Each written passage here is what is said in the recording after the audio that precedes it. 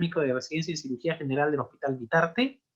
Nos complace nuevamente en presentar una vez más nuestra actividad académica de los lunes y en este caso de los viernes, tocando temas puntuales, el quehacer quirúrgico, y en esta oportunidad el tema denominado actualización quirúrgica del cáncer gástrico, enfoque basado en la evidencia, va a estar a cargo del doctor residente segundo año, doctor Willy Ramírez.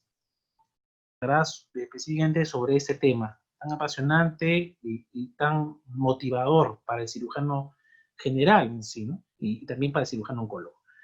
Doctor Willy Ramírez, usted tiene la palabra.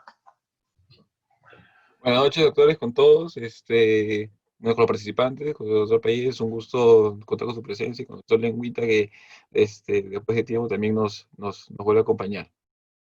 Ya, a ver, permítame, vamos a empezar la exposición.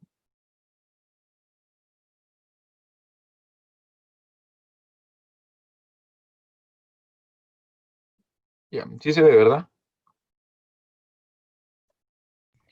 Sí, Willy, síguenos. Ya, perfecto. Ya, bueno.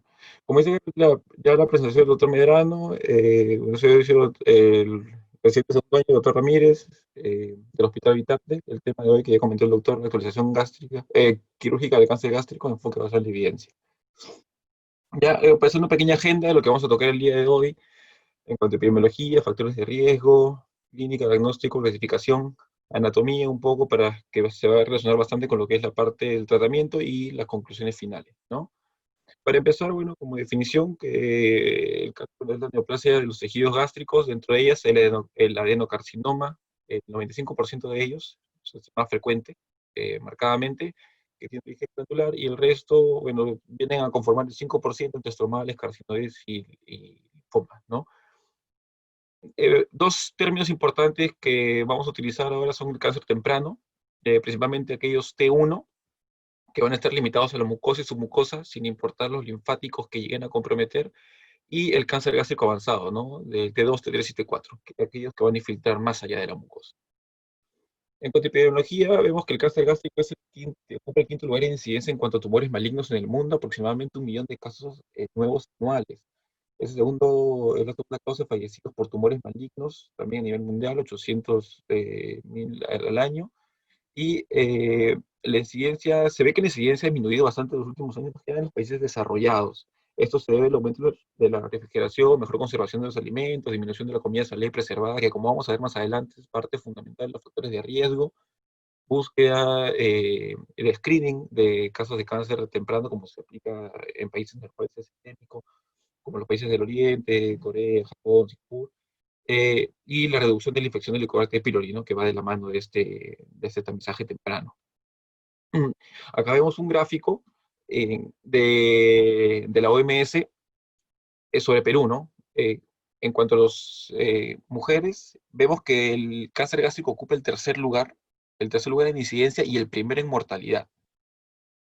En varones ocupa el segundo lugar en incidencia y el segundo en mortalidad, pero vemos que el acumulado, al final el acumulado, es el tercero en incidencia, pero el primero en mortalidad. Ahí la importancia de tocar el tema de hoy, es el cáncer gástrico, ¿no?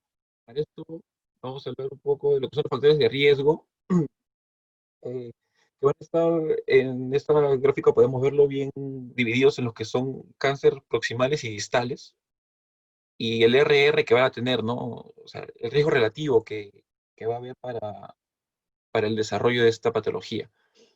Vemos al Helicobacter pylori encabezando mayormente relacionado a lo que es cáncer no cardial, quiere decir que es distal, el tabaco, al alcohol, principalmente relacionado también no cardial, la obesidad, marcadamente más relacionada a lo que es proximal, asociado bastante a lo que es el reflujo, los vegetales, frutas y vegetales como factores protectores, la ingesta de sal, la historia familiar relacionada aproximadamente en aquellos casos hasta el 10%, y la metaplasia intestinal, un OR de 6 bastante relacionado, que va a tener que ver, como vamos a ver en un gráfico más adelante, en la parte de la etiopatogenia, con el Helicobacter pylori, ¿no? Entonces, hablando un poco del Helicobacter pylori, vemos que este es es el factor de riesgo modificable más importante que hay, ¿no?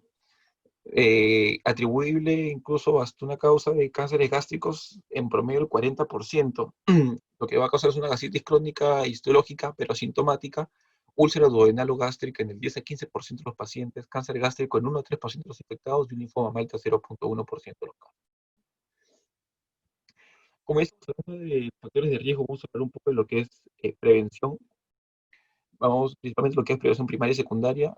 La primaria va a ser principalmente disminuir factores de riesgo, eso quiere decir diagnosticar, erradicar tempranamente el Helicobacter pylori, eliminar el tabaco, los cambios de hábitos de comida, como ya vimos, altos en sal principalmente, y medicamentos, ¿no? Medicamentos que aún están algunos en estudio, como la aspirina, factor protector, los inhibidores de la COX-2, metformina, incluso estatinas también se están estudiando, ¿no? Y la secundaria, la detección precoz. Y esto vamos a ampliarlo un poco más con el siguiente gráfico en cuanto al tamizaje selectivo. En estos criterios los encontré de la guía del Ministerio de Salud de Chile, porque ellos también tienen una alta incidencia en lo que es cáncer de estómago, lo tienen bien estructurado. ¿Y a quienes les hacen tamizaje selectivo? Al adulto mayor de 40 años, que tenga epigastralgia más de 15 días de duración, anemia de causa no precisada, baja de peso no deseada, situación de plenitud gástrica principalmente postprandial, compromiso del estado general, astenia, dinamia, anorexia, disfagia, antecedentes de un familiar con cáncer gástrico, incluso también gastrectomía subtotal hace más de 15 años, ¿no? Eso tiene que ver bastante con la producción de ácido y que se ve limitada y el sobrecrecimiento bacteriano, ¿no? Lo cual iría a crear una gastritis atrófica en la región proximal. En cuanto a la hepatogenia, lo que vemos, esta es la cascada ya conocida bastante, cascada del doctor Pelayo Correa, que escribió aproximadamente en el 90-92, que se vio en esta revisión del año 2011, en el cual nos comenta que para una mucosa gástrica normal, el principal desencadenante, como hemos visto, es el Helicobacter pylori. Este va a desencadenar una gastritis no atrófica, lo cual va a evolucionar si es que no se trata de una gastritis atrófica, una metaplasia intestinal completa, incompleta, posteriormente una displasia y un adenocarcinoma, ¿no? Para eso, esto, ¿en qué tiene bastante importancia nosotros como cirujanos? En determinar, en conocer alguna biopsia que podamos leer, por así decirlo, como aquellas malas palabras, para nosotros va a ser una mala palabra leer atrofia gástrica, metaplasia o displasia, ¿no? Nos va a indicar que es un paciente que de bastante riesgo para un cáncer de estómago, ¿no? En cuanto a la clínica 80 de los pacientes son asintomáticos, ¿no? ¿Quiénes se van a ver más asociados, como hemos visto, desde el punto de vista epidemiológico? Varones mayores de 40 años. Como vimos anteriormente, con mayores de 15 días de dolor, que no calma de repente con tratamiento habitual, sean inhibidores de broma, por ejemplo. Y esta importancia también tiene que 10% de los pacientes que van a venir a la consulta van a presentarse con enfermedad metastásica. Para eso tenemos los cuadros de acá a la mano derecha. En cuanto a los signos de alarma, como ya vimos, a quienes se les hace tamizaje, la parte de la anemia, la disfagia, un síndrome pilórico según la ubicación del tumor. Los que proximales van a producir disfagia, aquellos distales un síndrome pilórico, con vómitos de ciertas características no biliosos y con contenido alimenticio, pérdida de peso, vómito recurrente, náuseas y vómitos. Y en la enfermedad metastásica, estos eh, quiero que lo recordemos para más adelante, todavía falta un poco, pero quiero que lo recordemos bastante. ¿Por qué? Porque estos signos de enfermedad metastásica también van a ser indirectamente los mismos para eh, inoperabilidad, ¿no? O sea, si encontramos ictericia, nos quiere decir indirectamente que probablemente puede haber una metástasis hepática, ascitis, metástasis peritoneales o carcinomatosis. El signo de la hermana María José, metástasis cutáneas perumbilicales, que va a tener bastante relación con lo que es carcinomatosis. El signo de Anneker-Blumer, que va a ser el aumento del saco rectovaginal, del volumen del saco rectovaginal o rectovesical, al tacto rectal. El ganglio de Virchow, que va a ser la adenopatía supraclavicular izquierda, o el de Pirogov, cuando se encuentra a la derecha, y el tumor de Krukenberg, que vendría a ser una metástasis ovárica, ¿no? De origen gástrico. En cuanto al estadiaje y diagnóstico, lo principal, endoscopía más biopsia, para poder definir el diagnóstico, la clasificación histológica que puede tener, el grado histológico que va a tener esta patología. Y posteriormente, el primer examen que se va a hacer, una tomografía de abdomen y pelvis. En esta guía de acá, que es la de los oncólogos de Estados Unidos del año 2016, sugieren también la de tórax, también en busca de compromiso ganglionar o metástasis, ¿no? Que es para lo que principalmente se busca. La ecoendoscopía, no tan usada acá en el país, pero sí más utilizada en el exterior, se usa principalmente para aquellos casos T1 y también para buscar patología ganglionar asociada, ¿no? Que de repente no podía verse con una eco normal o que haya dudas de repente con la tomografía. Y la laparoscopía eh, se utiliza, más que nada, muchos países lo utilizan en el prequirúrgico, ¿no? Un paciente que se va a operar de repente de manera abdominal, con un abordaje abdominal o laparoscópico también, se le hace primero una laparoscopía, ¿por qué? Para descartar si hay carcinomatosis, porque esta no se va a ver muy bien con la tomografía, ¿no? Incluso si hay carcinomatosis, bueno, a nivel de la pared o también diafragmática. Para eso también tenemos, en la parte endoscópica, vamos a tener dos tipos de lesiones. Como hemos visto, tenemos lo que es el cáncer temprano y el cáncer avanzado.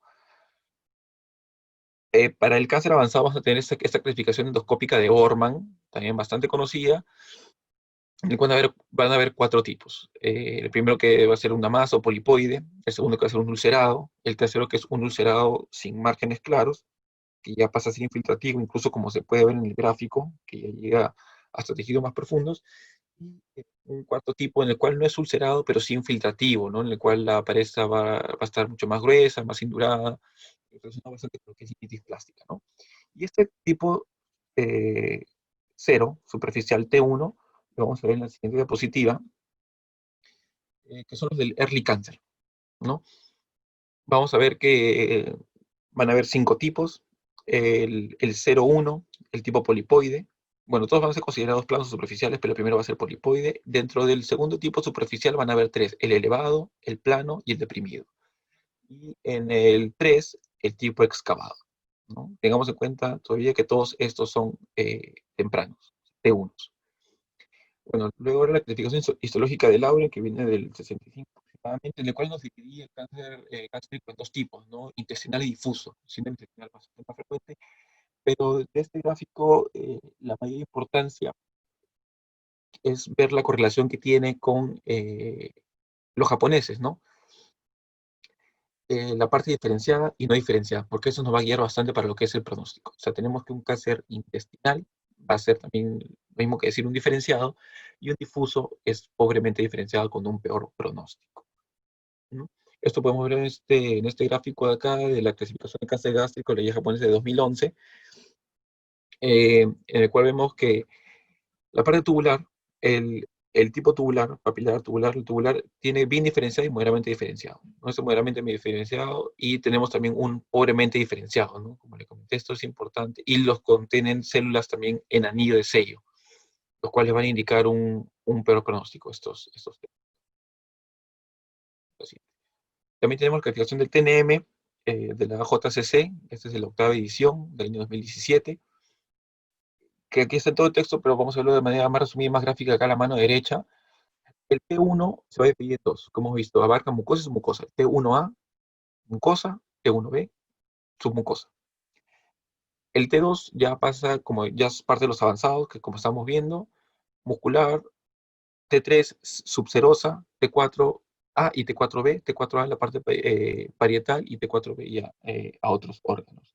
Luego el compromiso ganglionar también bastante importante, N0 que no hay ganglios, N1 de 1 a 2, N2 de 3 a 6, N3A de 7 a 15 y N3B mayores de 16. Mayor o igual de 16. Y el M0 que no hay metástasis y el M1 que ya hay metástasis. Ahí está. No sea ganglios, no. Mejor dicho, bueno, definido según los japoneses, M1 como aquel compromiso extraganglional de los ganglios perigástricos que vamos a ver, del 1 al 12, incluso y el 14A. Eso vamos a verlo más adelante también. En la clasificación anatómica, bastante conocida, bastante escuchada como proximales y distales, los distales principalmente aquellos del antro y los proximales del fondo y cuerpo. Dividido también por los japoneses, ya no como fondo, cuerpo y antro, sino como upper, middle y inferior, ¿no? Inferior.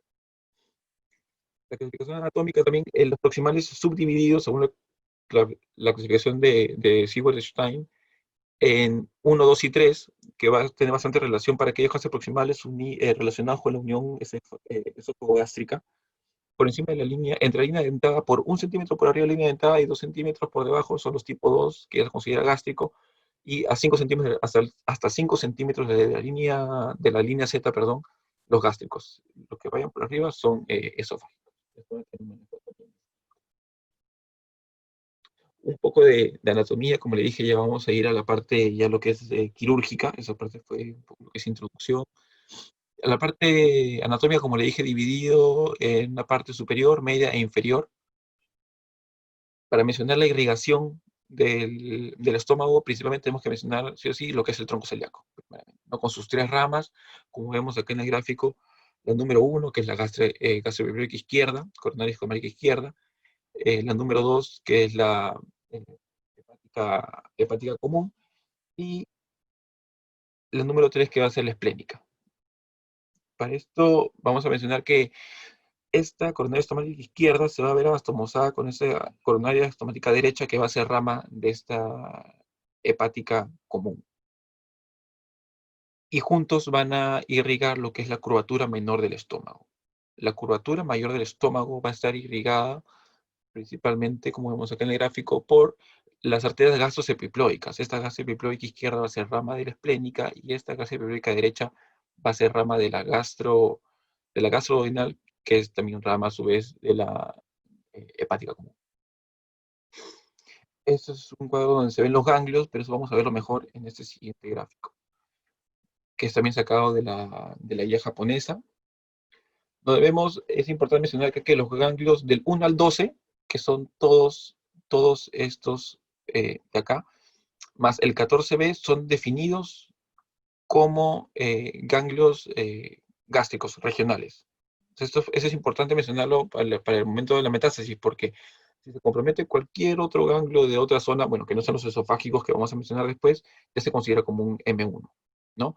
Aquellos tumores que invaden el esófago, o sea, los números 19, que van a ser los infradiafragmáticos, los 111, que son supradiafragmáticos, los 20, que son paraesofágicos, el hiato esofágico, y 110 paraesofágicos, el tórax inferior, también se consideran como regionales. Y eso van a tener bastante importancia en aquellos casos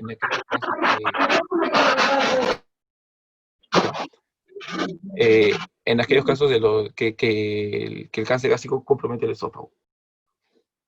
Como les comenté, habían criterios de operabilidad, inoperabilidad y resecabilidad. Eso va a tener diferenciarlo porque con operabilidad vamos a determinar qué paciente se opera, quién sí y quién no. Y dentro de aquellos que se operan van a haber aquellos en los cuales no se va a poder resecar el tumor. Ahí donde entra el término irresecabilidad. Esa es la diferencia entre los tres. En cuanto a criterios de operabilidad, tenemos pacientes que no presentan metástasis, o aquellos pacientes que van a ser tratados, pero de manera paliativa, ¿no? Que presenten sangrado, hemorragia o perforación. Inoperabilidad, aquellos que no acepten, que no tengan familiar o que tengan una condición que contraindique la cirugía, o aquellos que presenten ya metástasis. Como vimos anteriormente en los gráficos previos, eh, la, la presencia de ganglios a distancia de manera clínica, como vimos un ganglio de Virchow, un ganglio de Pirogov, ya indicaría lo que sería inoperabilidad, ¿no?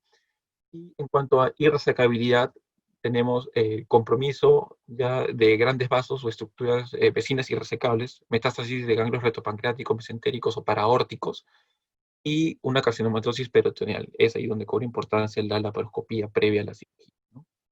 Entonces, para la parte de tratamiento que vamos a tocar, nos hemos basado bastante en lo que es la última guía de tratamiento de cáncer japonesa del 2018, que ha sido publicada este año en febrero, ¿no?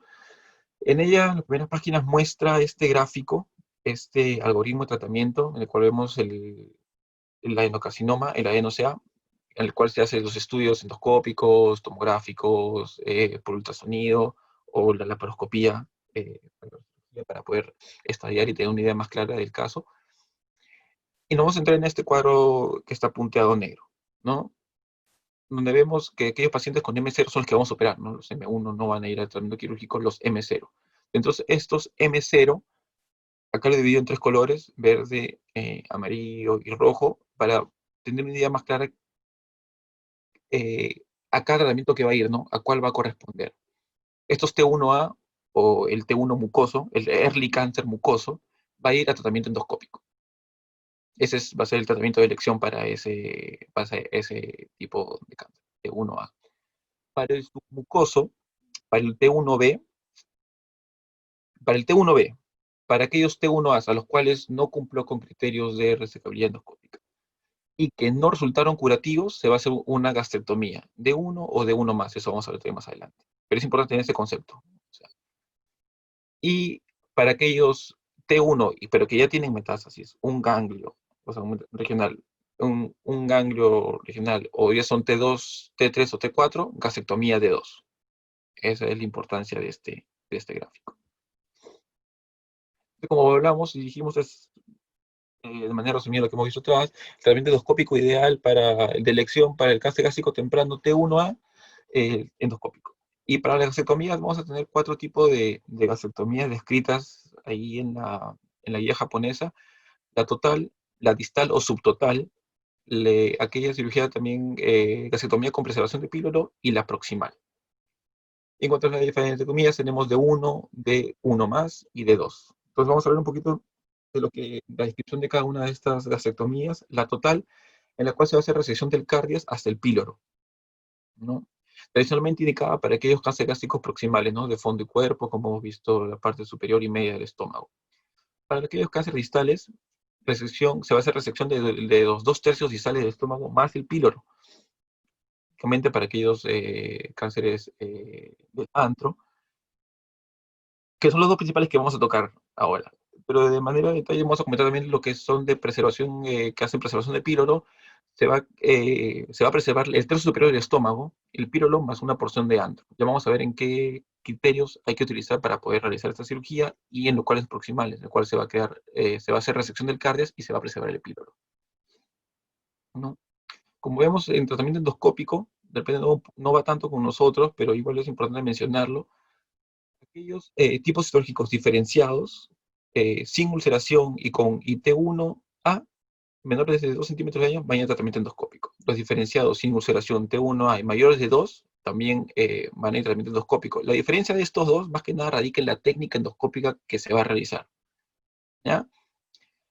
Este diferenciado con ulceración positiva T1A, mucoso, menor de 3 centímetros, también va a ir a tratamiento endoscópico, y este diferenciado sin ulceración T1 y menor de 2 centímetros no está como indicación absoluta, pero sí como una relativa, ¿no? A decidirse con que va a tener sus pros y sus contras para realizarla, ¿no? Pero está indicada como criterio también. En cuanto al tratamiento quirúrgico, ya hablando enteramente de lo que a nosotros nos compete. ¿Cuál es la finalidad? La finalidad del tratamiento quirúrgico es lograr márgenes libres de tumor, o sea, un R0. O sea, una cirugía con intenciones curativas. Eso es el concepto que tenemos que llevarnos. Para esto, una biopsia rápida es crucial. O sea, una anatomía patológica por congelación es lo ideal, tenerlo en la mano. Y la parte de los márgenes. Esto es súper importante porque es en lo cual también se va a basar la elección de la gastrectomía que vamos a realizar. En un early cancer va a ser de 2 centímetros, aproximada a la lesión. En un cáncer ya avanzado, Borman 1, Borman 2, 3 centímetros. En un avanzado, Borman 3, Borman 4, va a ser 5 centímetros. Eso es donde tengo entendido ha ido disminuyendo, ¿no? Antes era una mayor cantidad de centímetros, esto ha ido disminuyendo. Bueno, ahora, ¿qué gastrectomía se le va a realizar a cada paciente? Se propone que la gastrectomía distal se puede realizar siempre y cuando se puedan lograr los márgenes adecuados para esa cirugía, ¿no? En caso no se pueda conseguir los márgenes indicados o deseados según la clasificación que hemos visto previa, según el tipo de compromiso que tenga del epitelio, ya se va a elegir un total. También en aquellos casos donde hay invasión esplenopancreática, donde haya, en aquellos cánceres proximales a la unión gastroesofágica, y en aquellos cánceres donde esté comprometida la curvatura mayor con invasión de los ganglios N4SB, que son de la curvatura mayor propios de la arteria gastrocnemiónica izquierda, también se va a realizar una gastrectomía total, también se va a realizar una gastrectomía total, pero más una esplenectomía, ¿ya?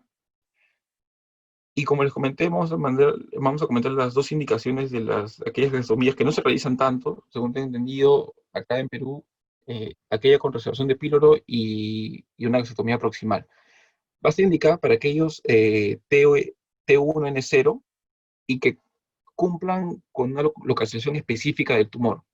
Se va a preservar el píloro en aquellos cánceres gástricos donde el cáncer se encuentre en el tercio medio del estómago y que el borde externo del tumor esté a más de 4 centímetros del píloro. Y una gastrostomía proximal en aquel cáncer en el cual se pueda preservar la mitad inferior del estómago, ¿no? Eso principalmente son los criterios. La linfadenectomía. ¿Cuál es la finalidad de la linfadenectomía? Establecer estallaje de tumor, prevención de recurrencia local regional, aumentar la sobrevida global, restricción de linfonodos con micrometástasis y lograr un R0. Esa es la idea siempre, lograr un R0. Y en este artículo que en algunas reuniones he visto que el D2 tradicionalmente era 25 linfonodos, pero en este artículo de Wu demostraron que con aproximadamente 25.000 pacientes, si no me equivoco, que una disección mínima de 25 linfonodos era lo ideal para lograr una mayor sobrevida en los pacientes. Ahora vamos a ver que la disección linfática va a ser distinta para cuando se haga una gastrostomía total y cuando se haga una subtotal. Cuando se haga una total, el D1 va a ser predominantemente los ganglios del 1 al 7. El D1 más va a ser un D1 más ganglio 8, 9 y 11P. En un D2 va a ser el D1 más 8, 9, 11P, 11D y 12A. Y la gastrostomía subtotal va a ser el D1, pero no va a ser lo mismo que la total, ¿no? ¿Cuál va a ser la diferencia? En que van a ser todos menos el 2 y el 4SA. Ese número 2 es el paracardial externo y ese 4SA es de la curvatura mayor a nivel de los vasos cortos. Y el D1 más va a ser como un D1, pero más los ganglios 8 y 9, y el D2, D1 más 8, 9, 11P y 12A. La diferencia que he visto es que ahora no se realiza, no se consideran dentro de los estándar los linfonodos del grupo número 10 que eran del.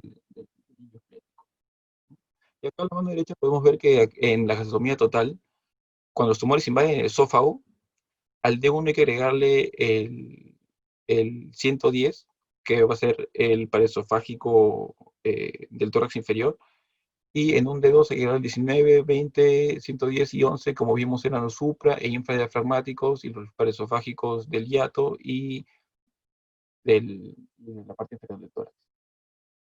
Entonces acá vemos en un gráfico que creo que es mejor explicado qué ganglios se van a resecar en cada uno, ¿no? En la vasectomía total, D1, todos los ganglios se van a resecar, para crear derecho, izquierdo, el 3 que es de la curvatura menor, el 4SA que es de los vasos cortos, el 4SB que es de la gasa epiploica izquierda, el 4D que es de la gasa epiploica derecha, el 5 y 6, acá es 6, 5 y 6 que son los supra- e infrapilóricos, respectivamente, ¿no? Y la diferencia entre una total y una distal va a ser principalmente estos ganglios acá, ¿no? Que va a ser el 11D, que es el esplénico de la arteria esplénica distal, el paracardial derecho y el de los vasos cortos. Pero también va a existir una linfadenectomía D2 más en casos específicos, muy específicos. Se va a hacer una D2 más, más un N10, o sea, del hilo esplénico, cuando el cáncer se encuentra en la curvatura mayor superior. Como hemos comentado también, en este caso también se hace una esplenectomía, ¿no? Se va a hacer un D2 más, se va a resecar el ganglio 14B, que es de la vena mesentérica superior, cuando hay compromiso del infrapilórico, de los ganglios infrapilóricos. Un D2 más el N13, que es de la cabeza posterior del páncreas, cuando está invadido el duodeno. Y un D2 más el 16, que es de los paraórticos, que es cuando hay compromiso linfonodal extenso. Entonces, a manera de resumen, podemos ver que en el cáncer temprano, el T1A, en un caso T1A, que es el mucoso, tratamiento endoscópico o un D1, ¿no? En caso haya fracasado ese tratamiento. Ese tratamiento endoscópico o no haya cumplido los requisitos para poder realizar un tratamiento endoscópico. Uno ve que sea submucoso, se va a hacer una gastrectomía D1 más, y en aquellos T1, pero que tengan ya compromiso de un solo ganglio, ya se le va a hacer una gastrectomía D2. Y en los cánceres avanzados, T2 a T4, todos van a gastrectomía D2 para lograr un R0. Ahora aquí están las reconstrucciones del tránsito, cómo se van a realizar en cada una de las 4 gastrectomías. Como dije, vamos a tocar principalmente la total y subtotal. Y la que más se hace frecuentemente es la esófago y ayuno en IRUX, ¿no? En el caso de las totales, y la gastro y ayuno en la subtotal. En cuanto al procedimiento quirúrgico, vamos a ver que se realiza principalmente, vamos a ver esos pasos principalmente, ¿no?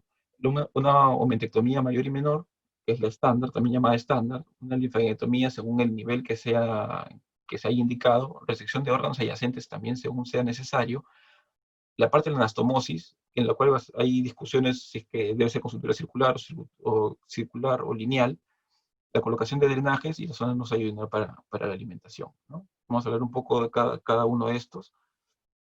En cuanto a la omentectomía, hay dos conceptos que hay que manejar, omentectomía y bursectomía. Como vemos acá en la imagen, este de acá a la mano izquierda es una omentectomía, ¿no? El estándar en la cual se va a retirar el epiplón menor y mayor. En la bursectomía, lo que se va a agregar es la cápsula del páncreas y la membrana anterior del mesocolon transverso. Entonces, ese estudio se hizo para ver si es que hacer una bursectomía aumentaba la sobrevida o no de los pacientes, pero se ve que no aumenta en ningún caso la sobrevida de los pacientes. Como se ve acá en el gráfico, las dos líneas son básicamente iguales. No hay una diferencia estadística. Entonces, lo que sugiere la guía japonesa es que la omentectomía se va a realizar para aquellos pacientes T1 y T2, se hace la resección a más de 3 centímetros de la arteria gastroepiploica derecha, y para los T3, T4, una omentectomía estándar. Esto quiere decir una menor y una mayor. Que la bursectomía no es necesaria, ¿no? Ni siquiera para aquellos cánceres T4 de la pared posterior. En cuanto a la resección de otros órganos, refieren que sí está indicado siempre y cuando se vaya a lograr un R0, ¿no? Más que nada, ¿en qué casos? En aquellos tumores primarios o lesión metastásica que van a invadir directamente un órgano adyacente, o sea, no a distancia, sino adyacente. Entonces, de ahí surge este estudio, ¿no? Donde el objetivo fue clarificar el rol de la esplenectomía en la gastrectomía total, ¿no? Para aquellos cánceres proximales, para ver si es comentaba sobrevida o no, y al final lo que se llegó a ver es que no había mayor beneficio al realizar una esplenectomía sistemática, al contrario, lo que había era una mayor morbilidad y pérdida sanguínea, ¿no? Entonces solamente está ahí indicado si es que ese vaso estaría comprometido, ¿no? O si que cumple uno de los criterios previos que hemos visto, que es cuando compromete la curvatura mayor del estómago. En cuanto a la linfadectomía, como hemos visto ahí, de 1 más y de 2, este gráfico lo he colocado para tener una idea más o menos en qué orden se llega a realizar la linfadectomía, empezando obviamente la mayoría por la curvatura mayor, al resecar el epiplón y se resecan todos estos ganglios, el 4C de los vasos cortos, 4SB de la gasa epiploica izquierda, 4D de la gasa epiploica derecha, 6 infrapilóricos, 5 que es de la arteria gástrica derecha, 3 de la curvatura menor, 8 de la hepática común, 9 del ilio, 7 de la gástrica izquierda, 3 de la curvatura menor igualmente, 1 y 2 los paracardiales derecho e izquierdo, ¿no? En ese orden, generalmente. Y vamos a mencionar un poco más de los pasos uno a uno más adelante. En cuanto al paso, a la parte de la anastomosis, también bastante discutida. Aquí es una imagen de cómo hacen una anastomosis de uno esófago y ayunal término lateral, acá, en el cual hay discusión en cuanto a qué sutura utilizar. Lo que sugiere más que nada es una sutura 25 a más, si es que va a ser circular, para disminuir la chance de hacer estenosis, y dejar un mínimo de 80 centímetros de asa alimentaria para evitar lo que es el reflujo biliar, ¿no? Luego está en discusión también si es que a todos hacerle uso de metileno o no, la mayoría recomienda que sí, ¿no? Y acá vemos otro tipo de anastomosis lateral, pero acá lo que es interesante de esta máquina es ver el tipo, por dónde es que va a pasar esa sedimentaria, ¿no? ¿Pasa antemesocólica o retromesocólica? En cirugía bariátrica, lo que muchos recomiendan es pasar la antemesocólica para evitar el tipo de hernias internas. En cáncer gástrico no he visto, no he llegado a observar si hay mayor o no diferencia al realizarle ante o retromesocólica, ¿no? Entonces, estos son unos gráficos más o menos para discutir cuáles las ventajas de la estructura mecánica en la anastomosis esófago-yeyunal, ¿no? Lo que dice que es que ofrece un menor tipo operatorio, una anastomosis más alta en el mediastino, en aquellos cánceres principalmente que comprometen la parte distal del esófago, o el tercio medio incluso también, menor incidencia de filtración de fístulas, y que debe ser hecha con una sutura circular número 25 o lineal número 30 para evitar la estenosis, ¿no? Que es una de las mayores complicaciones que puede haber. Y las ventajas de una término lateral de esófago y uno término lateral o lateral es que la pared de yeyuno siempre va a estar bien irrigada, libre de tensión, y que la boca yeyunal es la que se debe adecuar al lumen del esófago y no al revés. ¿Por qué nos aconseja una término terminal? Es porque la anastomosis va a ser más tensa, el borde proximal va a tener menor irrigación y la boca yeyunal va a tener un diámetro mayor que el esófago, lo cual va a terminar en mayor chance de hacer fibra, ¿no? Este es un estudio en el que se ve la comparación entre estructura circular y lineal, en el cual concluyen que la lineal va a tener menos chance de hacer estenosis, ¿no? Ese es otro donde también concluye básicamente lo mismo, incluso también menor sangrado con la lineal. Entonces, estos gráficos que ya vienen son los que vamos a ver a modo de resumen, donde vamos a integrar todo lo que hemos hablado de los procedimientos de la cirugía, donde primero se va a realizar una metectomía mayor, resecando lo que son las estaciones 4SA, 4SB y 4D, según se haga una gasetomía total o subtotal, y la ligadura de las arterias gastrociploides izquierda y vasos cortos, ¿no? Luego se va a pasar a lo que sería a la estación número 6. Tercero un poquito. ¿Lo? Ya a la estación número 6, la infrapilórica, más la disección y ligadura de los vasos gastrociploicos derechos, disección del ligamento hepatodenal, donde se va a ver la resección de la estación 12A. Como vemos acá en amarillo están los grupos ganglionales en su sitio, se empieza con ese. Y esto también va a servir para dejar libre al duodeno y poder realizar la transección ahí. Posteriormente, ya que se está ahí, se pasa a hacer la linfadenectomía también de la zona 5A y 8A y la división de la arteria gástrica derecha. La disección posteriormente ya para poder suturar el duodeno y dejarlo libre, ¿no? Como vemos acá en la imagen de la derecha, ya está resecado todos los grupos ganglionales de acá a la mano izquierda. Los únicos que quedan son, a la que haría la curvatura menor, el número 3, el 1, y se irían a resecar como se ve en esta imagen, el 1, el 3 que les comenté, el 7, el 9 y el 11P, ¿no? El 7 de la arteria gástrica izquierda, el 9 del ilio y el 11P de la técnica proximal. Luego para esto ya se va a decidir si es que hay que hacer una vasectomía, bueno, subtotal o total. De eso va a depender qué otros ganglios, estos son los grupos ganglionales que se van a terminar de resecar, ¿no? Y a qué nivel se va a hacer la sutura, como se puede ver. Y la vasectomía total, bueno, lo que ya hay que seguir avanzando ya es hasta el 11D, no sé, ya toca lo que es el del ilio, el ilio esplénico, y ahí ya acabaría lo que es la cirugía, ¿no? Entonces, como discusión también menciona bastante el rol de la laparoscopía en cáncer gástrico, ¿no? ¿Es aconsejable, no es aconsejable?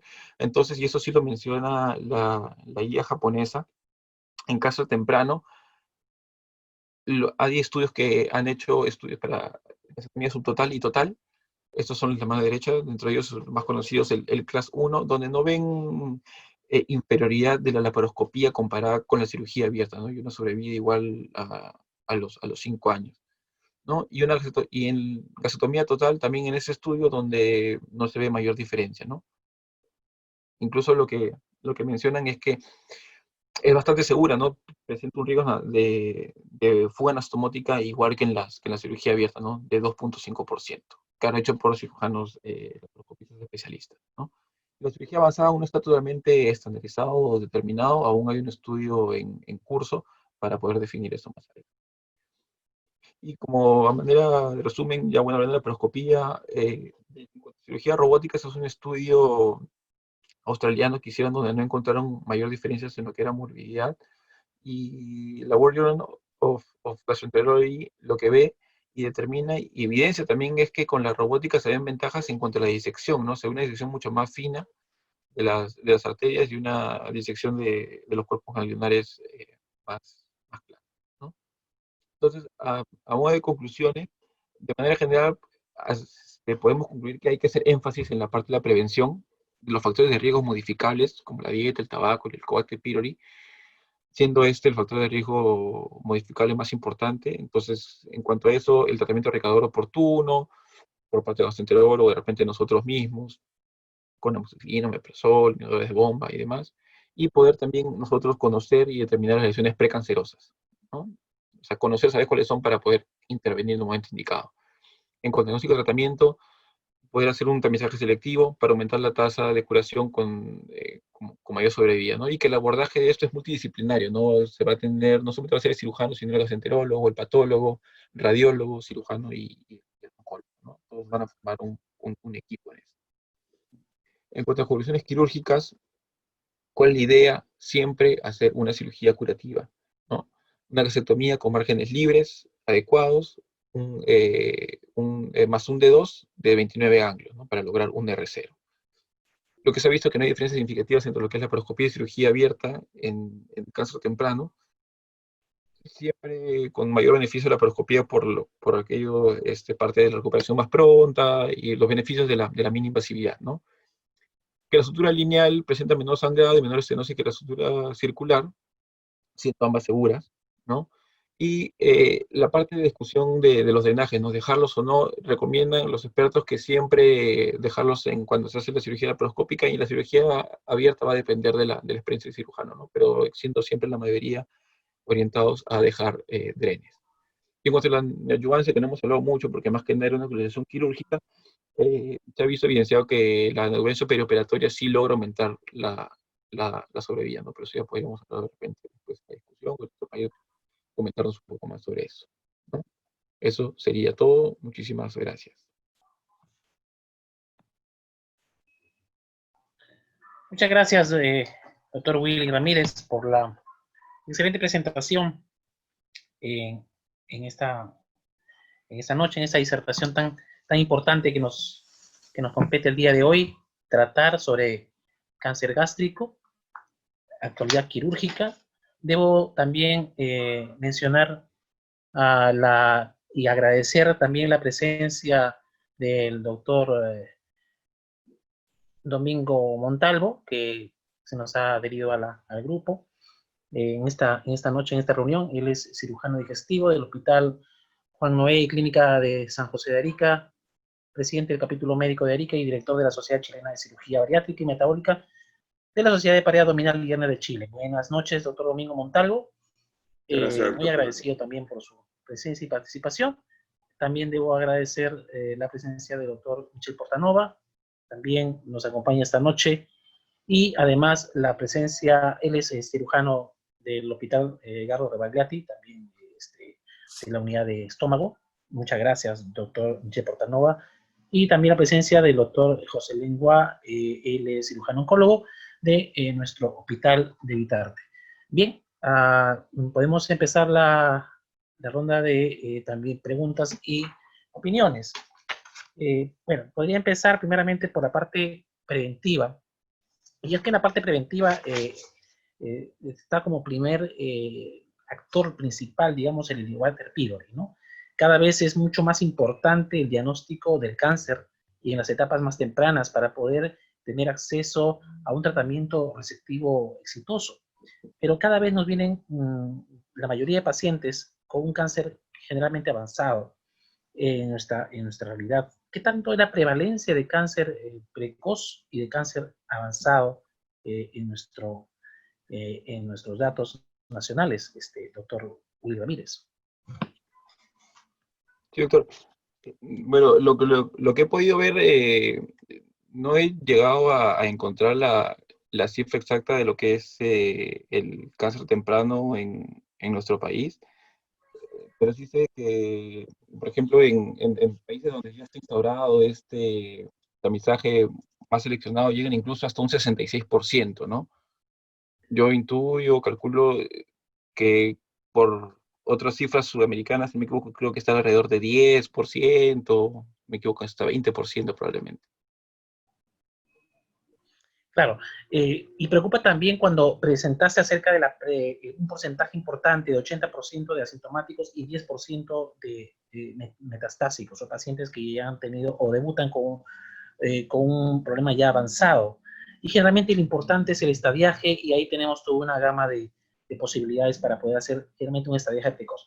Bueno, sobre estos puntos, ¿podría haber alguna opinión? Le preguntaría al doctor Domingo Montalvo, por ejemplo, que nos puede decir sobre la realidad, por ejemplo, en otro ámbito de Sudamérica, ¿no? Gracias, doctor Medrano, por la invitación, y doctor Castro, feliz de participar y gracias por la presentación. Me sumo a sus felicitaciones, creo que fue una muy buena presentación. Abarcó todos los temas, un tema súper amplio, pero creo que logró abarcarlo en un tiempo acorde y de muy buena calidad.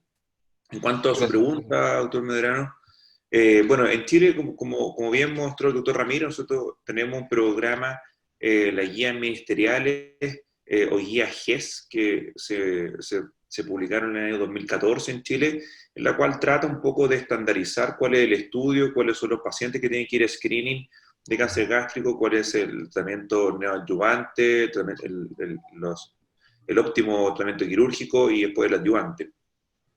Y dentro de su pregunta, lamentablemente, nuestra realidad no dista, creo yo, mucho a otros países latinoamericanos. Si bien intentamos ordenar un poco el cuento, somos un país pobre, igual que Perú, igual que otros países latinoamericanos, y la verdad que las guías son súper lindas. Uno dice, bueno, a todos los pacientes sobre 40 años con pirósima de 15 días hay que hacer la endoscopía. La verdad que en la práctica, en la salud pública, no siempre se puede lograr.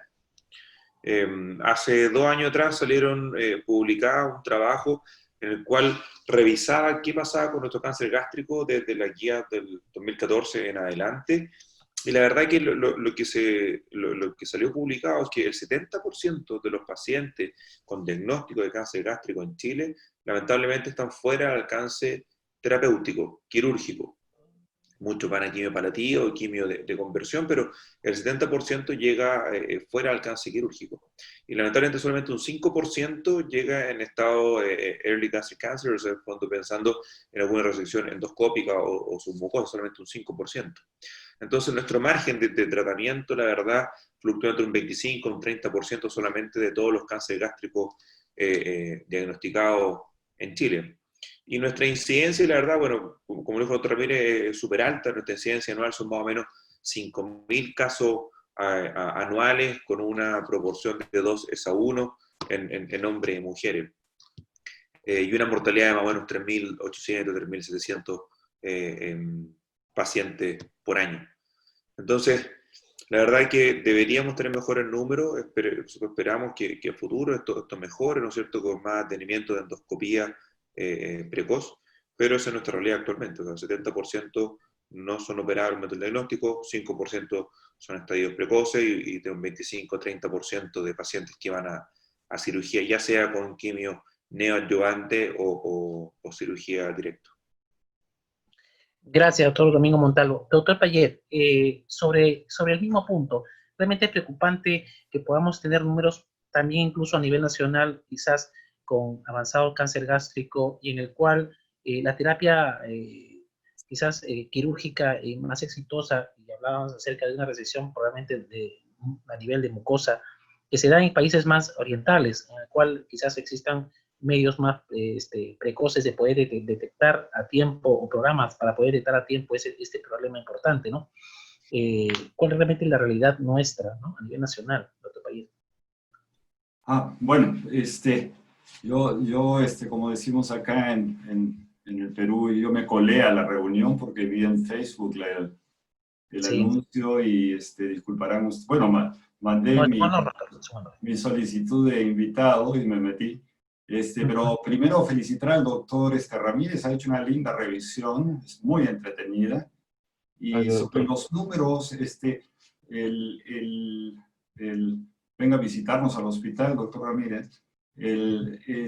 Como ustedes saben, en el Perú no existe un registro nacional de cáncer y los datos que tenemos a nivel poblacional están basados en el registro de cáncer de Lima Metropolitana, Trujillo y Arequipa. Y bueno, las estimaciones que ya lo mencionó muy bien el doctor Ramírez a través de los reportes de Globocan, pues reportan que la incidencia de cáncer gástrico para el Perú está calculado en 146 por 100.000 habitantes y que, considerando ambos sexos juntos, constituye la primera causa de muerte. Un poco diferente a lo que ve Chile. Pero, en fin, sí, la regla es la del cáncer avanzado. Vivimos en un país con cáncer avanzado. Y los datos en frecuencias de estadios clínicos, pues son las experiencias institucionales que tenemos. En el Instituto Nacional de Enfermedades Neoplásicas, que es el Instituto Nacional de Cáncer del Perú, vemos un promedio de 1.000 nuevos casos por cáncer gástrico anualmente. Y la tasa de operabilidad está alrededor del 60-70% de nuestros casos en los últimos años. Esto ha ido aumentando. Y no porque estemos viendo más casos tempranos. La frecuencia de cáncer precoz de estómago en nuestra serie ha subido del 10% en la última década a un 13% discretamente. El resto son carcinomas que llegan pues a la serosa o la sobrepasan de ellos. Así que continúa siendo nuestro país un país de cáncer avanzado. Gracias, doctor Payet, por esa visión que nos aporta. Y doctor Michel Portanova, también su opinión, doctor, con respecto a este problema importante.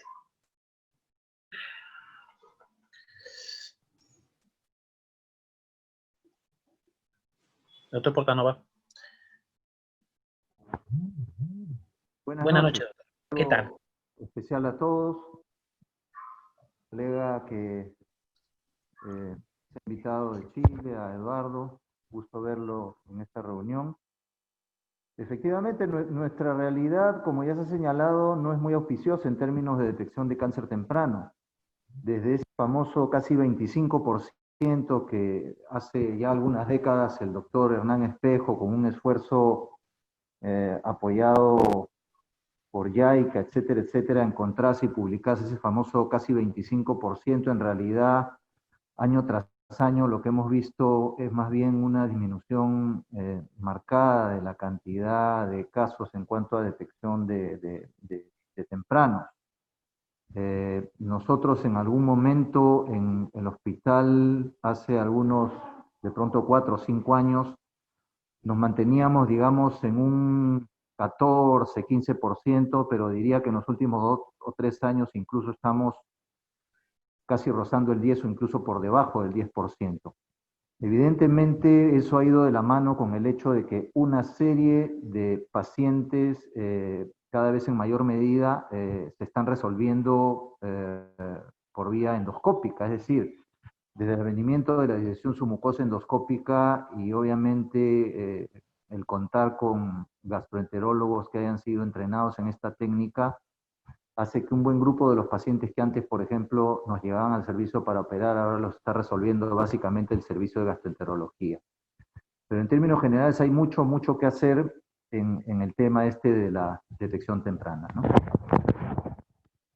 Sí, pues así es, doctor. Importante el punto sobre cada vez tener mayor diagnóstico sobre cáncer precoz.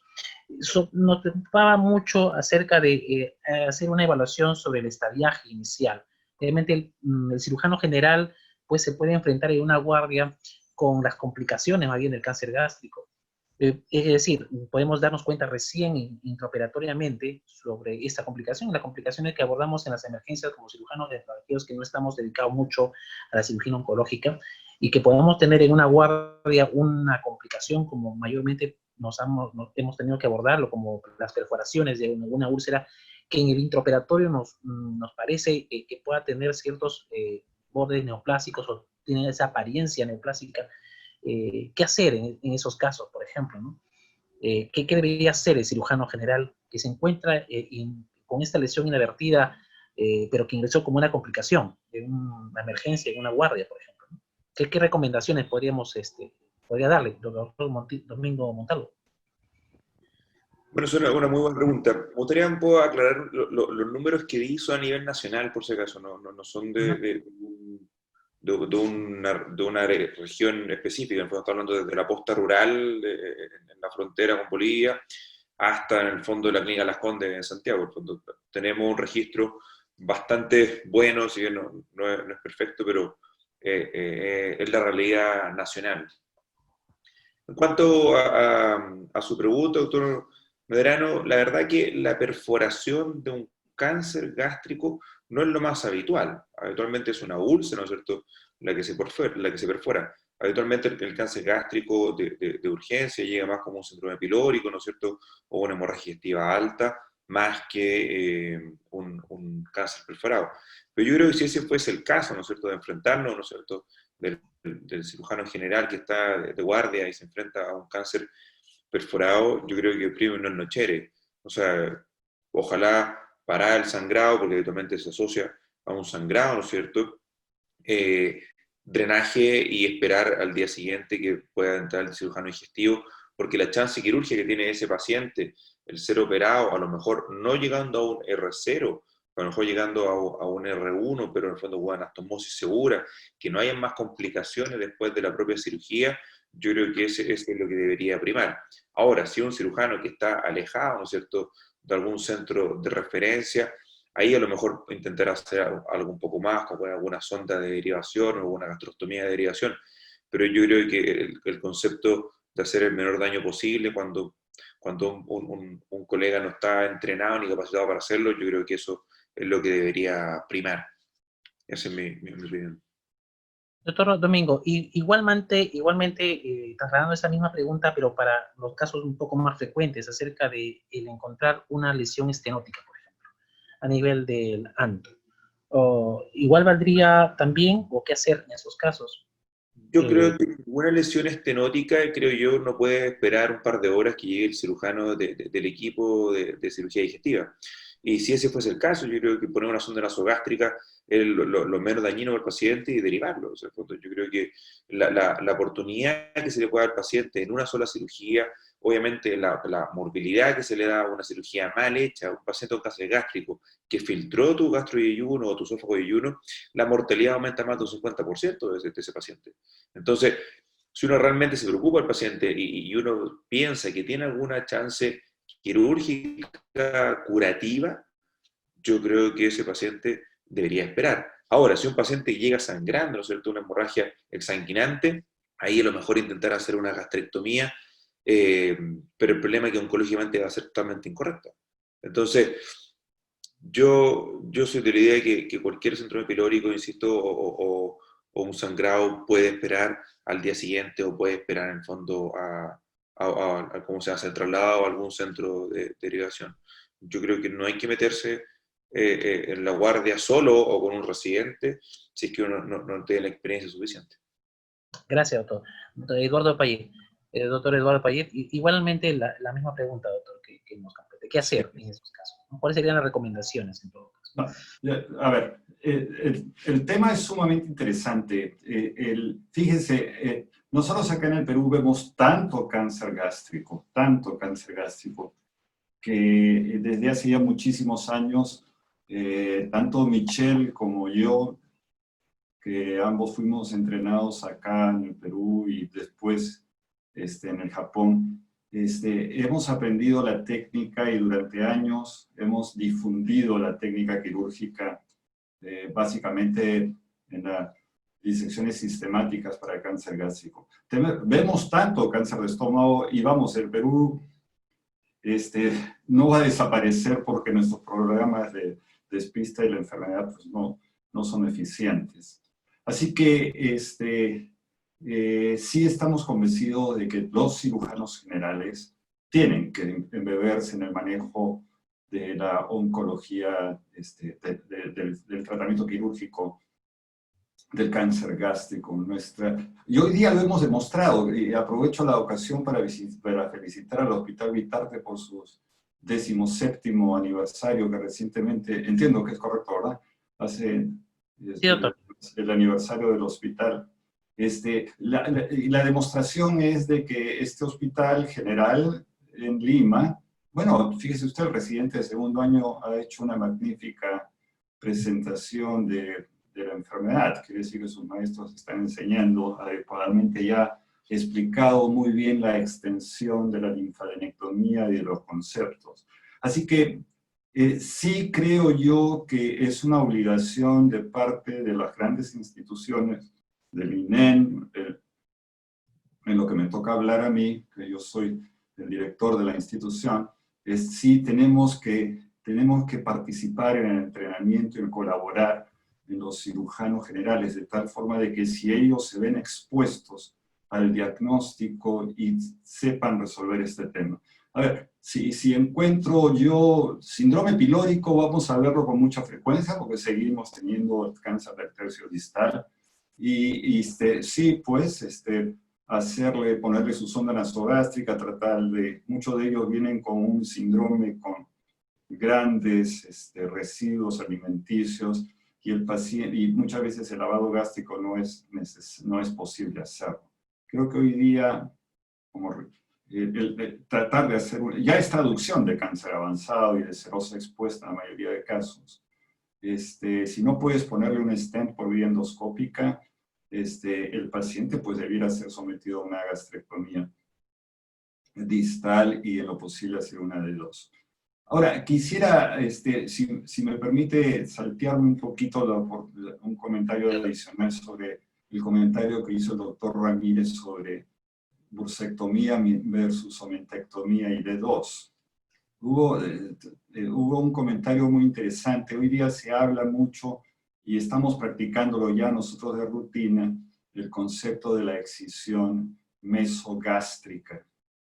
Que un poco, que los coreanos principalmente, no, y también el grupo de Sasako, han comenzado a hablar, y usted se explicó, doctor Ramírez, en el artículo publicado en Lancet.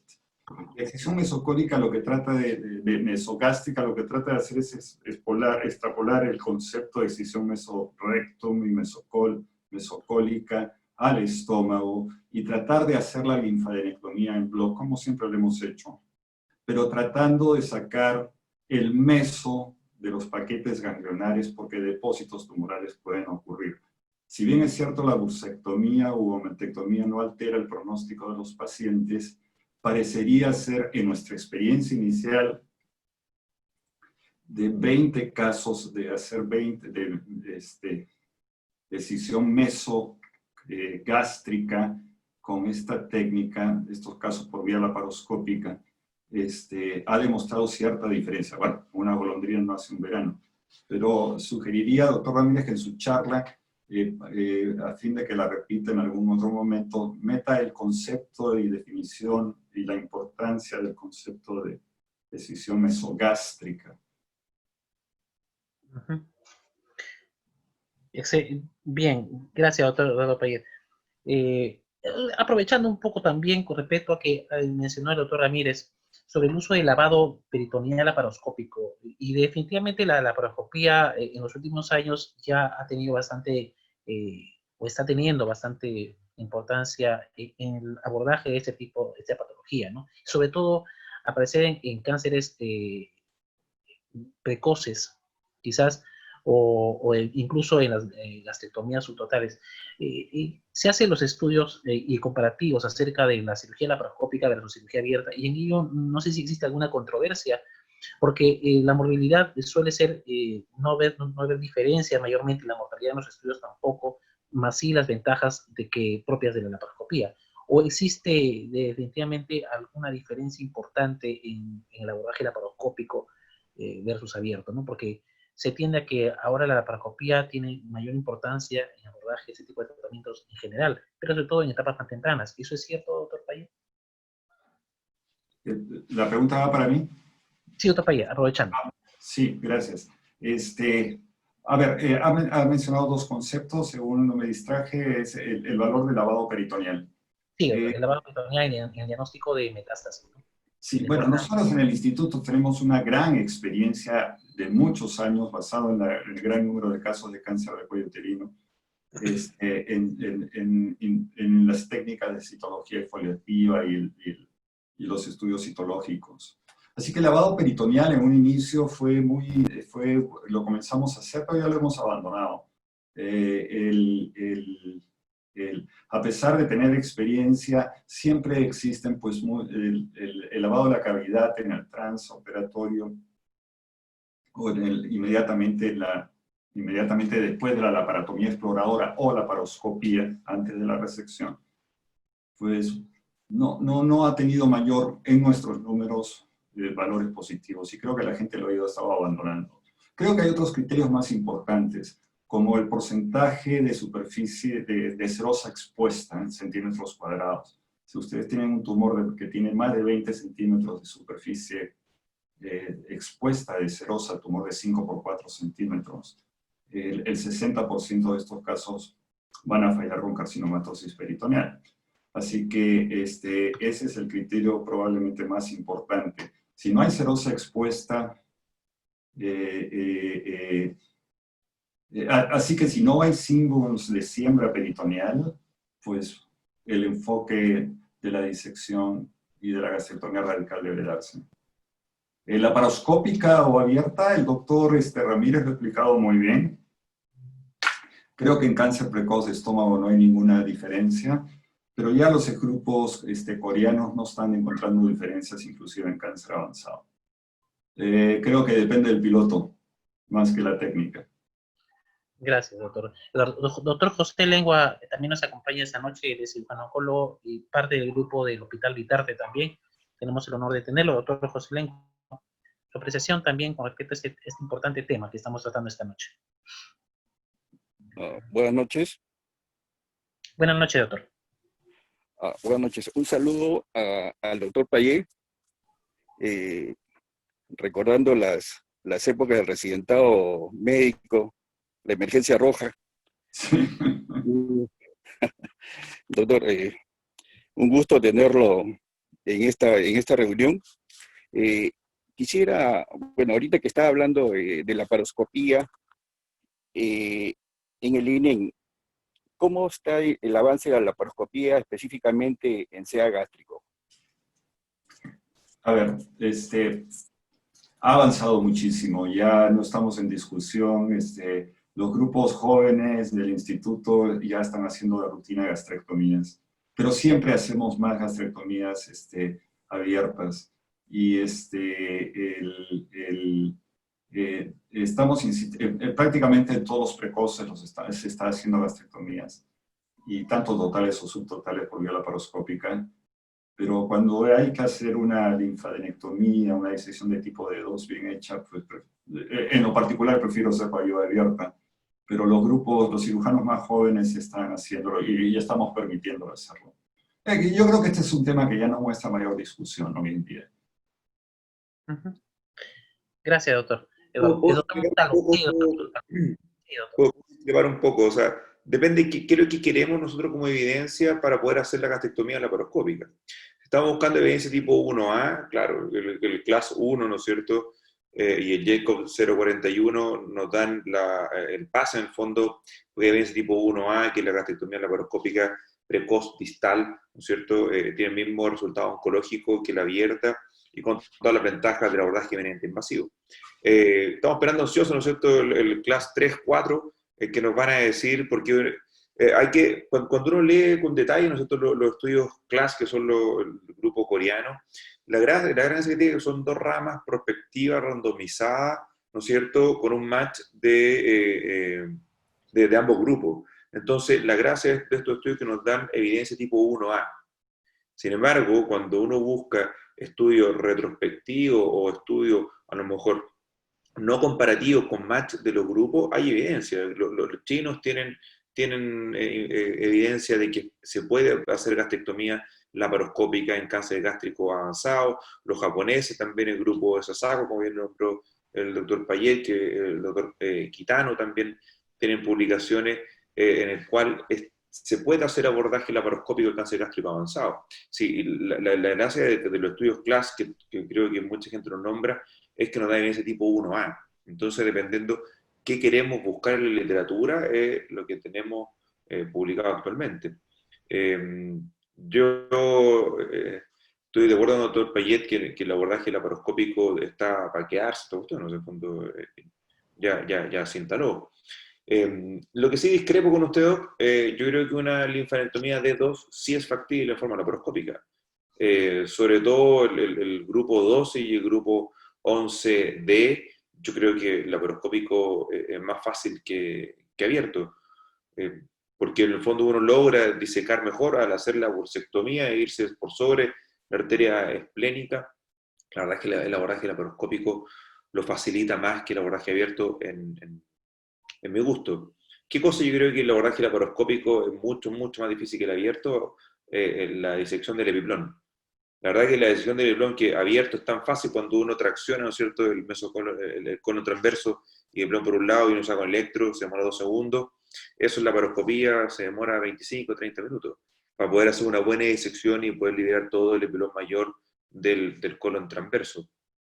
Pero yo creo que hay evidencia suficiente actualmente, no tipo 1A, que avala y que en el fondo te permitiría poder desarrollar la curva de experiencia en cáncer gástrico avanzado por vía laparoscópica.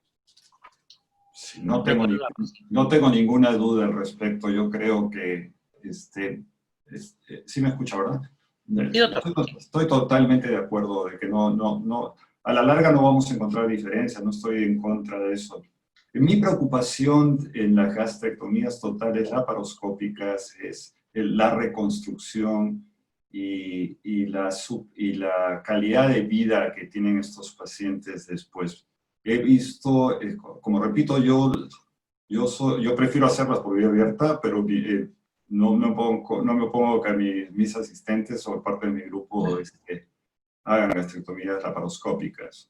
Estoy totalmente de acuerdo que una disección de D2 la pueden hacer por vía, y las he visto también hacer, las he efectuado yo también, pero el grupo no estoy en contra. Mi preocupación en la gastrectomía total es en la reconstrucción, que muchas veces, probablemente hay que afinar la técnica, es la reconstrucción de la esófago y una anastomosis, y que pudiera de alguna forma quedar torcida o algo.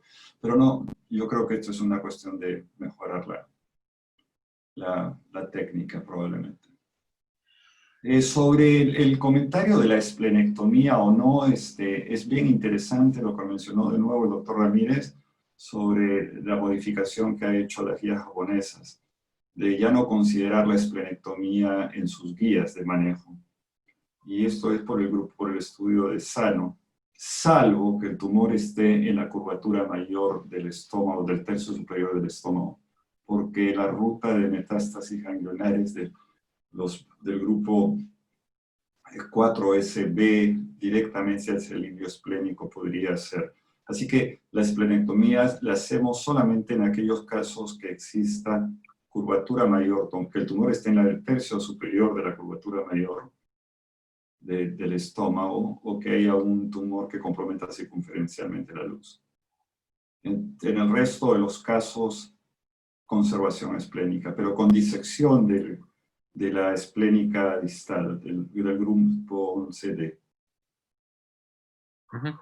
Doctor Payet, con respecto al T1A y T1B, realmente se puede considerar algunos literaturas mencionan que el T1A y T1B se considera como una enfermedad temprana. En esta exposición que hemos visto ahora, que hemos escuchado, mencionan que la T1B ya no es una enfermedad temprana. A ver, en nuestros números, carcinoma intramucoso, 4% de nuestros casos han tenido metástasis ganglionares. Y han sido tumores grandes, intramucosos, y que eran carcinomas de células en anillo de sello. Ningún carcinoma diferenciado intramucoso no tenía metástasis ganglionares, por lo tanto es susceptible de mucosectomía endoscópica, de disección submucosa ya. Y en el hospital, coincido con Michelle, que el gran número de nuestros casos de estas características están siendo tratados por los endoscópicos. En los carcinomas submucosos la historia es diferente, porque hasta un 25% de nuestros casos han tenido metástasis ganglionares. Entonces la idea está en determinar en seleccionar qué casos no van a tener metástasis ganglionares y cómo predecir el estatus ganglionar es bastante difícil. Así que la correlación clínico-patológica, ecoendoscopía puede servir, no nos gusta mucho a nosotros, lo tenemos, pero no nos gusta mucho, y en predecir el grado de invasión, pero la correlación clínico-patológica, tumores elevados, bien diferenciados, menores de 2 centímetros, probablemente son intramucosos.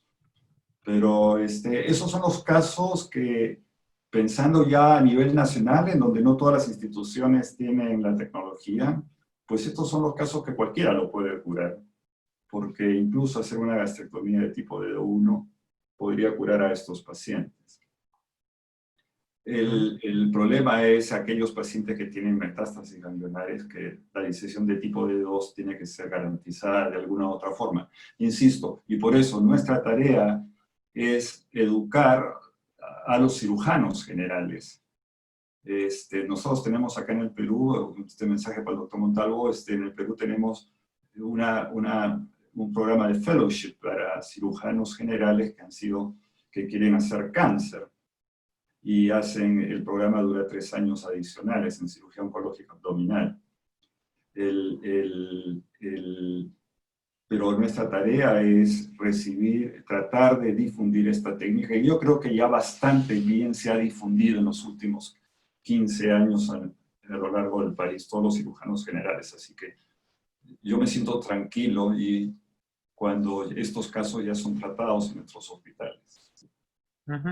Doctor Montalvo, de hecho el abordaje de esa patología menciona ser multidisciplinaria, ¿no? Y viendo justamente que allá en Chile justamente el aprendizaje la curva de aprendizaje del cirujano general para poder abordar o quizás tener éxito en las cirugías cada vez mucho más complejas. ¿Cómo va el aprendizaje allá? ¿Qué programas pueden asistir el cirujano para poder no perderse en ese tipo de cirugía, ¿no? Bueno, acá en Chile, dentro de los objetivos generales de la residencia, porque aquí en Chile todas las residencias quirúrgicas están bajo el alero de alguna institución académica, de alguna universidad, ¿no es cierto? Y todas tienen un programa mínimo común. Algunas obviamente tienen del piso, ¿no es cierto?, un poco más de laparoscopía, un poco más de oncología, qué sé yo, pero todas tienen un piso común, o sea, todas tienen un programa mínimo básico.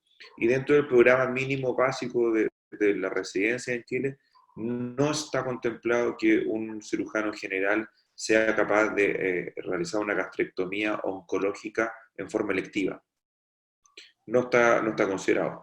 Lo que sí está considerado es que el cirujano general sea capaz de abordar una gastrectomía de urgencia, a lo mejor un paciente con una úlcera perforada, ¿no es cierto?, o alguna herida por bala, qué sé yo, pero no está dentro de los estándares que un cirujano general debería tener al momento de ser egresado. Existen distintos programas en distintas universidades de cirugía digestiva. Eso sí existe, y está separado acá en cirugía digestiva alta y cirugía digestiva baja. Baja básicamente es colorecto, ¿no es cierto? Y cirugía digestiva alta está dividido en hepatobiliar y esófago gástrico.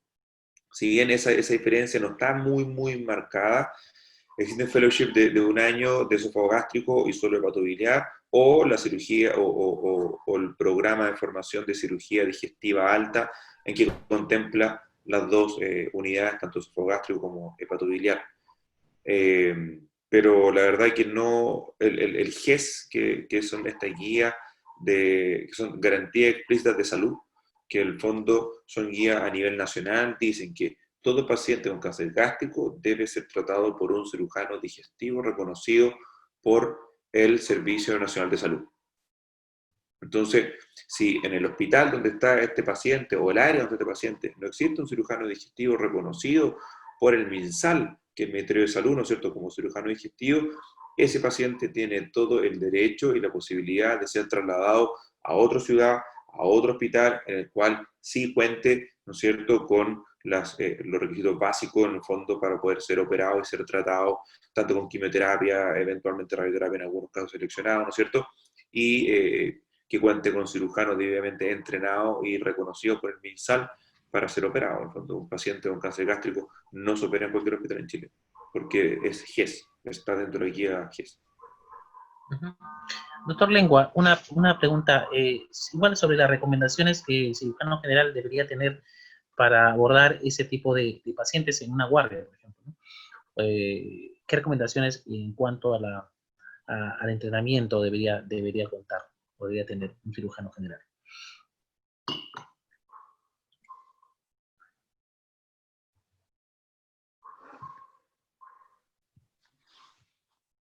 Doctor Lengua.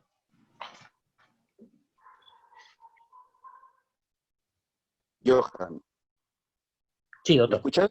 Sí, doctor, ¿Me escuchamos. escuchas?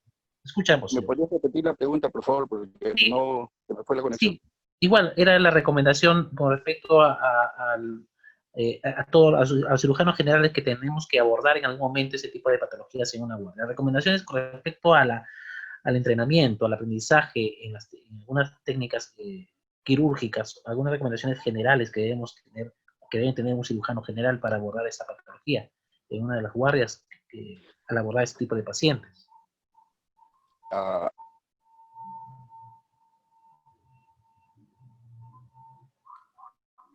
Con alguna complicación quizás de cáncer gástrico. Recomendaciones.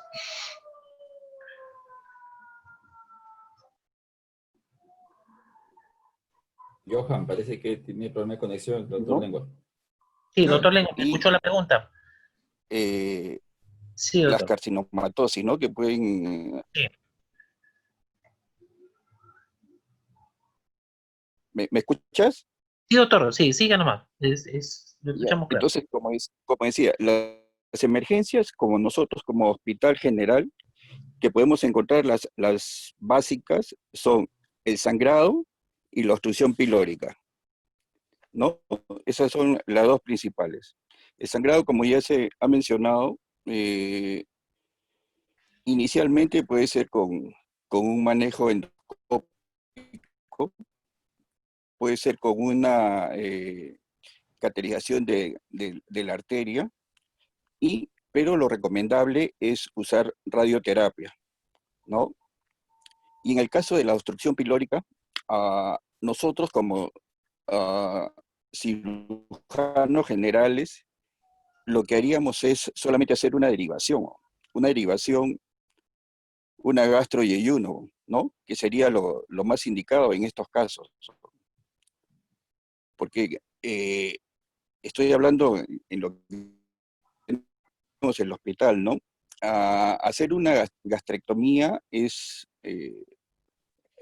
un poco difícil o sea, como ya ha dicho el doctor, debemos tener personal entrenado, ¿no? Y la casuística que tenemos ahí en el hospital tampoco no es mucha, ¿no? Entonces, lo práctico en una emergencia, lo único sería hacer una gastroyeyuno para la obstrucción pilórica.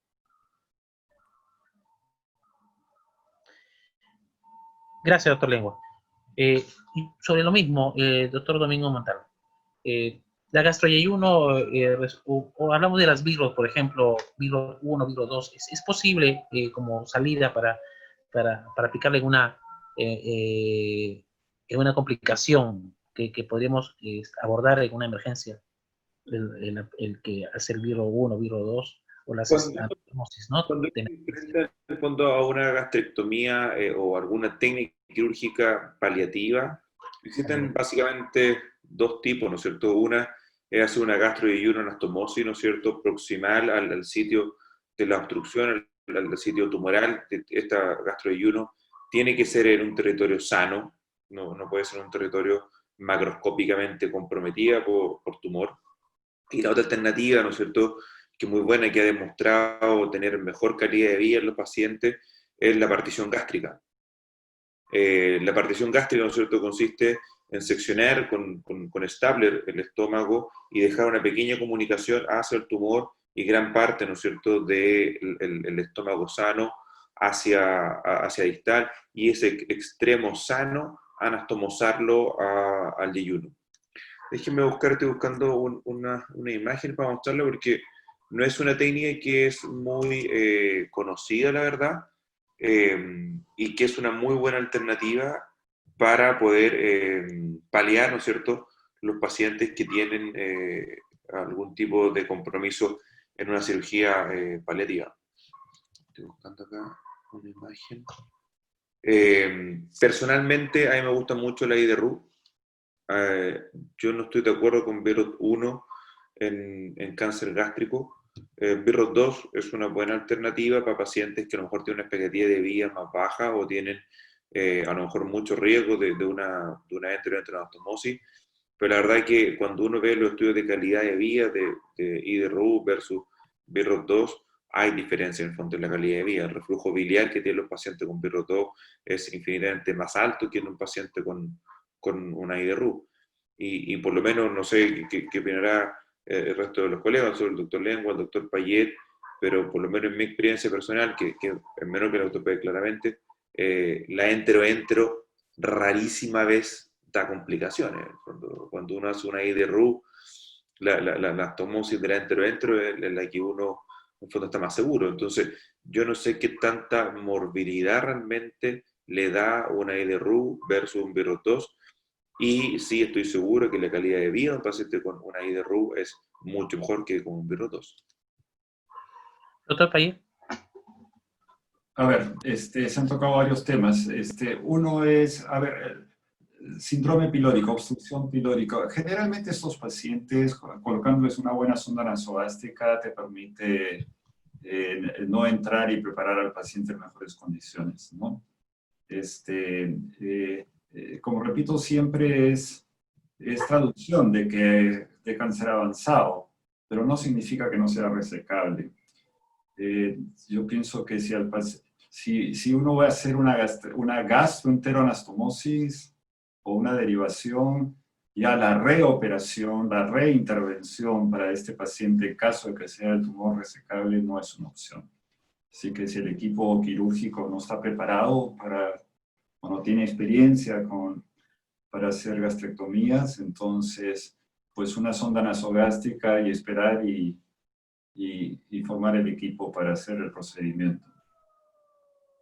Tenemos muy mala experiencia nosotros a mí personalmente la gastroentero es una operación, no es una buena, la derivación gastroentérica es una pésima operación porque generalmente tienen que ser derivaciones muy altas para que funcione por rebosamiento en los tumores. Y no sé si le entendí bien al doctor Domingo, si él se refería a la gastrectomía por exclusión, la operación de Levin. ¿Les puedo compartir pantalla un segundo? Sí, cómo no. Doctora Vera. Me tiene que habilitar para poder compartir. No sé quién es el anfitrión.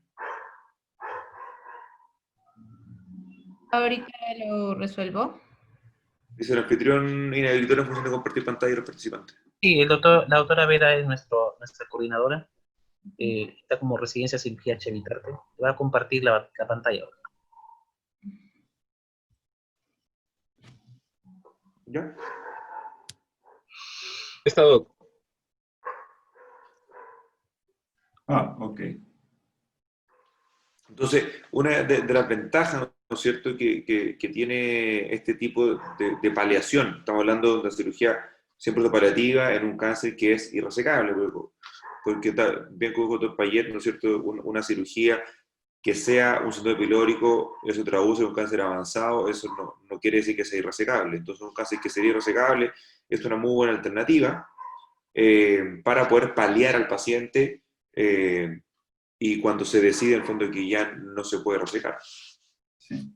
Y técnicamente es muy simple, se puede hacer laparoscópico también. En el fondo hay que abrir la curvatura mayor, tirar 2 staplers, ¿no es cierto?, asegurándonos de que quede un lumen mediante un sondón o una sonda Guy, y luego se hace una gastroyeyunoanastomosis entre heterosano, entonces el vaciamiento gástrico está asegurado y aquí no queda una asa ciega o como se llama, o un síndrome de anto retenido. Entonces esta es una muy buena alternativa para cirugía paliativa. Exacto, si me permite usar su gráfico. Sí, perfecto. Sí, claro, este procedimiento tiene una ventaja porque si usted no hace esta sección de prácticamente la cara anterior, cara posterior y curvatura mayor, y hace la gastro entero simple, está este problema, el vaciamiento gástrico va a ser simplemente por rebosamiento, tiene que llenarse, está lejos de la invasión tumoral en el crecimiento. La gastroentero es una pésima operación porque dura muy poco tiempo y el tumor generalmente invade esto. Pero volviendo al tema, si el tumor si estás frente a una emergencia por una obstrucción pilórica, pues ponle una sonda nasogástrica, en mi juicio, tratar de quitar y manejar el desequilibrio hidroelectrolítico que acompaña a estos pacientes y tratar de evaluar resecabilidad mediante tomografía computada o no.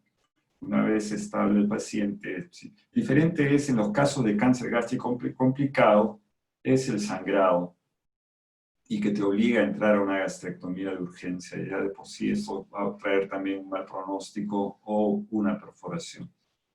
Es más frecuente que se perforen los linfomas primarios gástricos en el curso del tratamiento. Esa es otra historia. Pero en cáncer, como emergencia, no es tan frecuente tampoco en el instituto. Doctor Payet, y justamente lo que mencionaba, ¿no?, en el caso de la estenosis pilórica y el hecho de colocar de emergencia una sonda nasogástrica, quizás de drenaje, para asegurarle el factor nutricional a este tipo de pacientes, ¿podríamos añadir de repente una ionostomía de alimentación? Una sonda de ionostomía lo estamos, de repente lo Whitzel. Después de la gastrectomía, dice usted, No, durante el acto operatorio, el hecho paliativo, ¿no? Bueno, la obstrucción pilórica difícilmente pasaría, ¿no? De nuevo, si los gastroenterólogos pueden ponerle un stent, mejorarlo, pero yo trataría de llevarlo a sala de operaciones, hacer la gastrectomía apenas esté estable el paciente y forme nuestro equipo, ¿no? Claro. Y una pregunta con respecto al factor nutricional, si es un factor que se considera entre el tratamiento quirúrgico y paliativo, ¿no? Es importante el factor nutricional, generalmente el paciente ya viene a menos, probablemente por un cáncer un tanto avanzado, y si eso es importante en el éxito de la anastomosis que se podría hacer en el caso de las cirugías como gastroyeyuno, el factor nutricional, es decir, lo que medimos generalmente es la albúmina, ¿no? ¿Es importante ese factor, esa variable, considerar también? Sí, en nuestra experiencia sí. 5 días de nutrición parenteral total ha sido por parte de nuestro protocolo en cáncer gástrico en aquellos pacientes que están con hipoalbuminemia y signos de nutrición. Y esto, el grupo que no recibió hiperalimentación previa tuvo mayores tasas de complicación. Pero no lo hacemos de rutina, es decir, generalmente estos pacientes que están con tanto compromiso, generalmente ya tienen enfermedad avanzada o metástasis. Laparoscopía diagnóstica para descartar carcinomatosis peritoneal y proceder a hacer el tratamiento, ¿no? Doctor Domingo Montalvo, gracias, doctor Payet. También dentro del arsenal de estadiajes se menciona el PET scan, ¿no? Y definitivamente la ecuación del PET scan en el diagnóstico o identificación de metástasis a distancia, lo escuchamos, por ejemplo, en cáncer colorectal para poder identificar metástasis sincrónicas o de repente metástasis en órganos distantes. El uso del PET scan tiene experiencia y aplicación en los pacientes que tratan de cáncer gástrico. ¿En qué medida, no? El PET scan. Me gustaría agregar primero un poco a la pregunta del estado nutricional. Yo creo que es vital. En el fondo, yo creo que un paciente que se opera con albúmina de 2, ese paciente está condenado a filtrar. O sea, un esófago y ayuno con albúmina de 2, ese paciente no va a andar bien. Hay bastante evidencia y bastante literatura que una albúmina bajo 3 aumenta los riesgos de filtración de forma importante. Es discrepable y discutible en el fondo cuánto tiempo alimentarlos con nutrición enteral, o sea, parenteral, perdón. Porque sabemos que la nutrición parenteral, ¿no es cierto?, mejora la albúmina, pero es una albúmina de mala calidad, no una albúmina en el fondo de buena calidad. Yo creo que hay otros factores como la prealbúmina, ¿no es cierto?, la medición de pliegues cutáneos, en el fondo, que nos pueden dar un estado antropométrico mejor del paciente, pero lamentablemente en la práctica clínica, por lo menos en mi hospital, yo vivo en Arica, ¿no es cierto?, en un hospital chico, no tenemos prealbúmina, por ejemplo, tenemos solamente albúmina, entonces tenemos que confiar en que la albúmina es suficiente. Pero yo creo que el estado nutricional es vital en este paciente. Nuestra conducta como grupo es que somos bien agresivos con la nutrición parenteral. Un paciente que tiene albúmina, ¿no es cierto?, límite, 2.8, 2.9, 3, esos pacientes los nutrimos con parenteral, con J. Payet, 5 o 7 días, habitualmente no más de una semana, y todos nuestros pacientes, independientes de la albúmina preoperatoria, todos los pacientes en gastrectomías totales los sacamos con parenteral a las 24 horas. Las subtotales no, pero todas las esófagos y anastomosis, nosotros, entre comillas, las protegemos con parenteral en 24 horas, al menos que haya alguna complicación, alguna sepsis, ¿no es cierto?, detrás, o algún estado hipercatabólico que contraindique el uso de parenteral, pero nosotros somos bien agresivos en general, tanto para los Whipple, para la gastrectomía, para la esofagectomía. Todos los pacientes en el fondo somos bien agresivos con la parenteral, y hasta ahora nos ha traído buenos resultados, pero no existe, por lo menos hasta donde yo tengo conocimiento, a lo mejor me puede discrepar, ¿no es cierto? Yo no he leído ningún trabajo prospectivo randomizado en que compare estas dos acciones. Eso por el lado en cuanto a la nutrición. En cuanto al PET scan la verdad que no tiene cabida en el cáncer gástrico de T2B para arriba, en el cual, o sea, T2 para arriba, la verdad que el PET scan no tiene ningún beneficio por sobre, ¿no es cierto?, el escáner, la tomografía que sea computada estándar. Así que del T2 para arriba no existe como se llama algún beneficio. ¿En qué pacientes sí existe beneficio? Los pacientes Ciber 1, por ejemplo. Los Ciber 1 en que apenas se comportan como esófago, ¿no es cierto? En esos pacientes y que van a FLOT, la mayoría de los pacientes FLOT 4, ¿no es cierto?, neoadyuvante, esos pacientes ahí el PET sí tiene un rol. Pero si sacamos los Ciber, ¿no es cierto?, y nos concentramos solamente en el cáncer gástrico de T2 para arriba, el PET no tiene beneficio. ¿En qué paciente pudiese tener beneficio? En el T1B. En el T1A, la verdad que, como bien dijo el doctor Payet, ¿no es cierto?, el porcentaje de metástasis no es más de un 3%, 4%, en alguna serie. En el T2B, o sea, el T1B, perdón, en el cual está medio limitones, ahí el PET pudiese tener algún beneficio por sobre el escáner. Sin embargo, no tiene mayores beneficios por sobre la endosonografía o la ecografía endoscópica. Ahí depende un poco de los recursos de cada centro. Gracias. Doctor, si me permite una consulta. Sí. Bueno, para preguntarle al doctor Payet, bueno, dos preguntas que me surgieron después de haber revisado. Una es sobre qué otros órganos, bueno, la guía japonesa dice que se puede intentar sacar órganos con metástasis, o sea, órganos adyacentes con metástasis, si es que se logra un R0.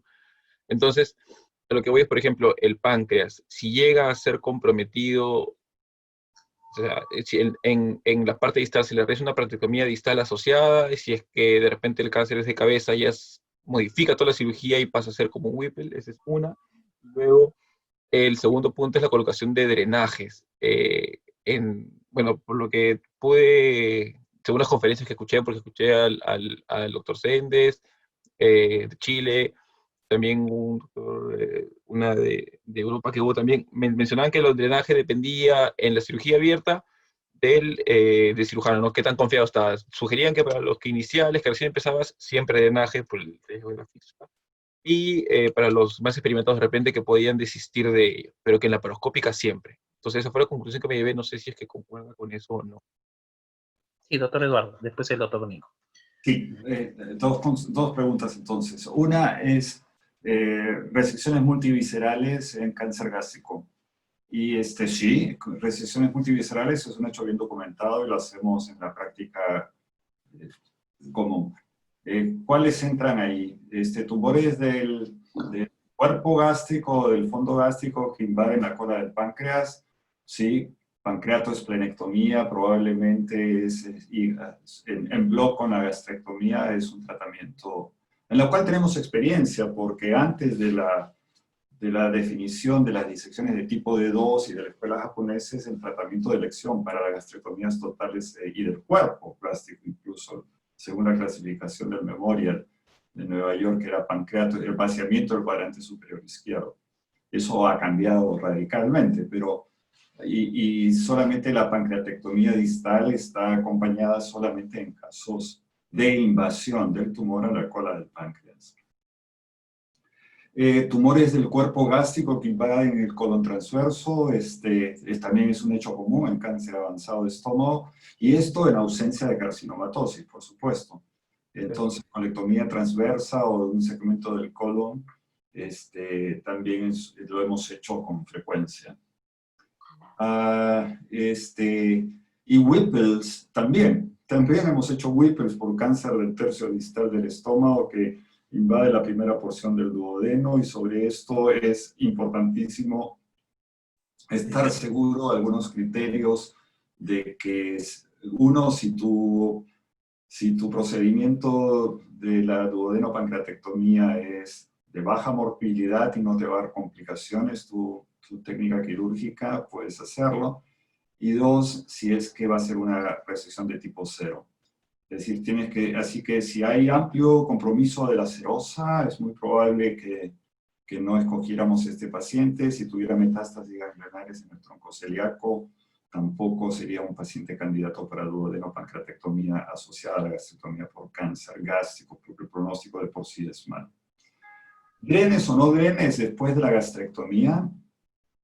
Nosotros somos fanáticos del ERAS, y ahora está de moda, somos grandes fanáticos y estamos tratando de darle de alta a los pacientes rápidamente, y igualmente, pero también creo en el factor C, costumbre de poner drenes al lado de la anastomosis esófago-yeyunal después de una gastrectomía total. ¿Cuál es nuestro porcentaje de fístulas? Es menos del 2% de anastomosis del esófago y ayuno anastomosis en el instituto, en un grupo de 8 cirujanos. Y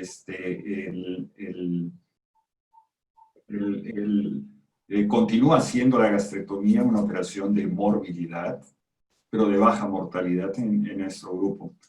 Pero sí estamos viendo más fístulas pancreáticas que fístulas de la anastomosis.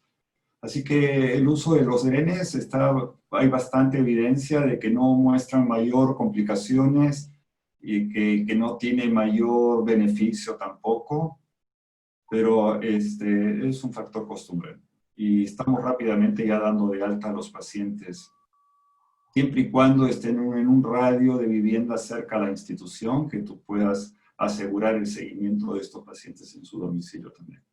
El programa ERAS es un tema que debes revisarlo también.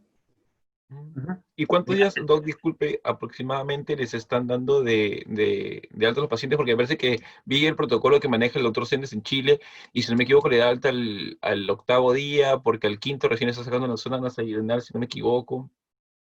Previa examen de un tránsito, si no me equivoco.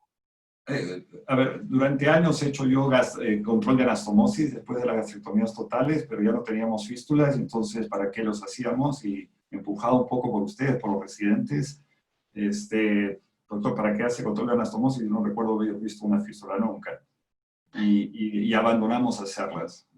Mencionaste tú que hacían en el transoperatorio, en el grupo que has estudiado control de anastomosis con azul de metileno. Nosotros no lo usamos, nunca lo hemos usado. Y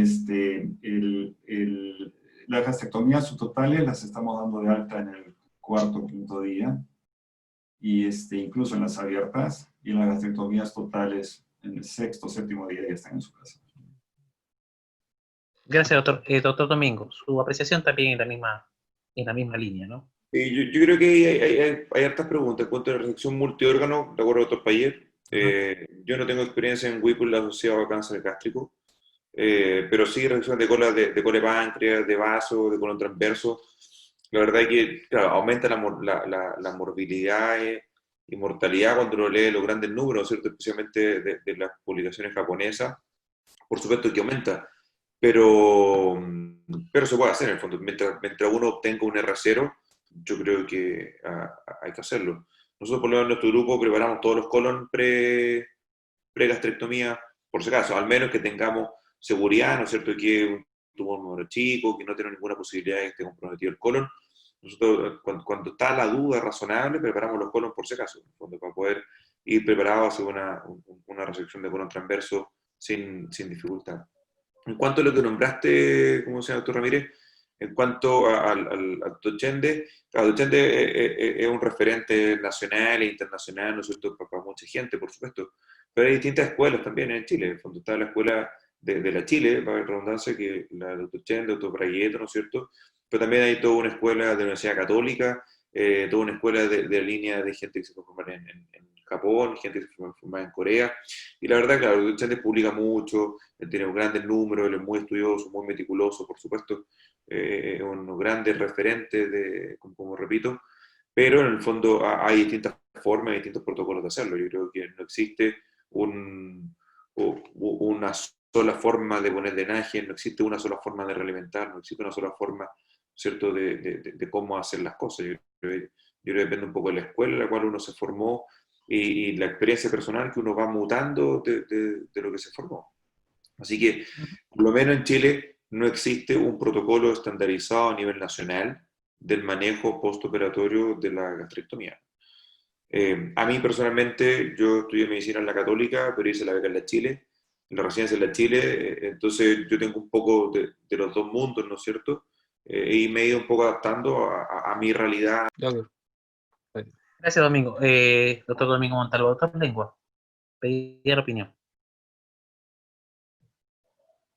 ¿Me perdonan un segundo? Vuelvo. Sí, doctor Domingo. Sí, doctor.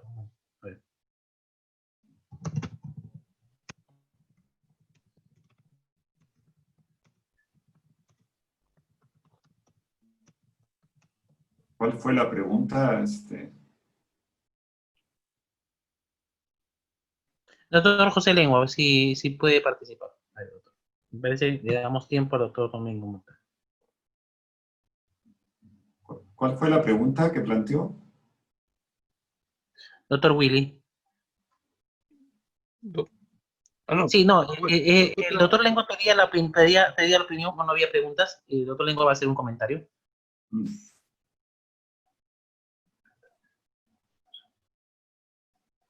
Doctor Lengua. Johan, ¿me escuchas? Sí, doctor, le escuchamos. Sí, bueno, quería aprovechar que el doctor Payet mencionaba que a los pacientes con gastrectomías les dan altas 4 o 5 días. ¿En qué momentos ellos inician para una gastrectomía subtotal y total el inicio de su vía oral? Sí. A ver, sí, hemos cambiado bastante en este aspecto. En el PO5 ya se van de alta y en el PO2 estamos arrancando con la primera tolerancia oral y progresamos de frente a dieta líquida. En la subtotal, en la gastrectomía total, en el esófago y en anastomosis vamos un poco más lento, pero en el PO7 se van de alta. Promedio. No significa que hay algunos que se quedan un poco más, sobre todo estos que están con trastornos nutricionales severos, en fin, o que están con las albuminas bajas. Ujú. Gracias, doctor Eduardo. Doctor Ricardo. Tiene unas palabras, doctor Ricardo Castro. Sí, muy contento de ver justamente una charla tan nutrida, ¿no? Y principalmente por tres cosas, ¿no? Por tener la calidad de invitados que tenemos ahorita, ¿no? Y que lógicamente sabemos que tienen más experiencia y mucho más, digamos, manejo de estas patologías que nosotros como cirujanos generales, pues en hospitales, digamos, de menor nivel, lo vemos con poco, no es el día a día, ¿no? Entonces, muy contento de justamente de ver acá al doctor Payet con nosotros. A mí me causó mucha sorpresa y ahí le agradezco personalmente. A ti, Domingo, gracias en verdad por aceptar la invitación. Yo recuerdo ya conocerlo en 2016 y te acuerdas que a veces digamos, yo me sorprendía mucho de cómo ustedes se expresaban, yo mucho preguntaba, ¿no? Para no meter la pata a veces, ¿no?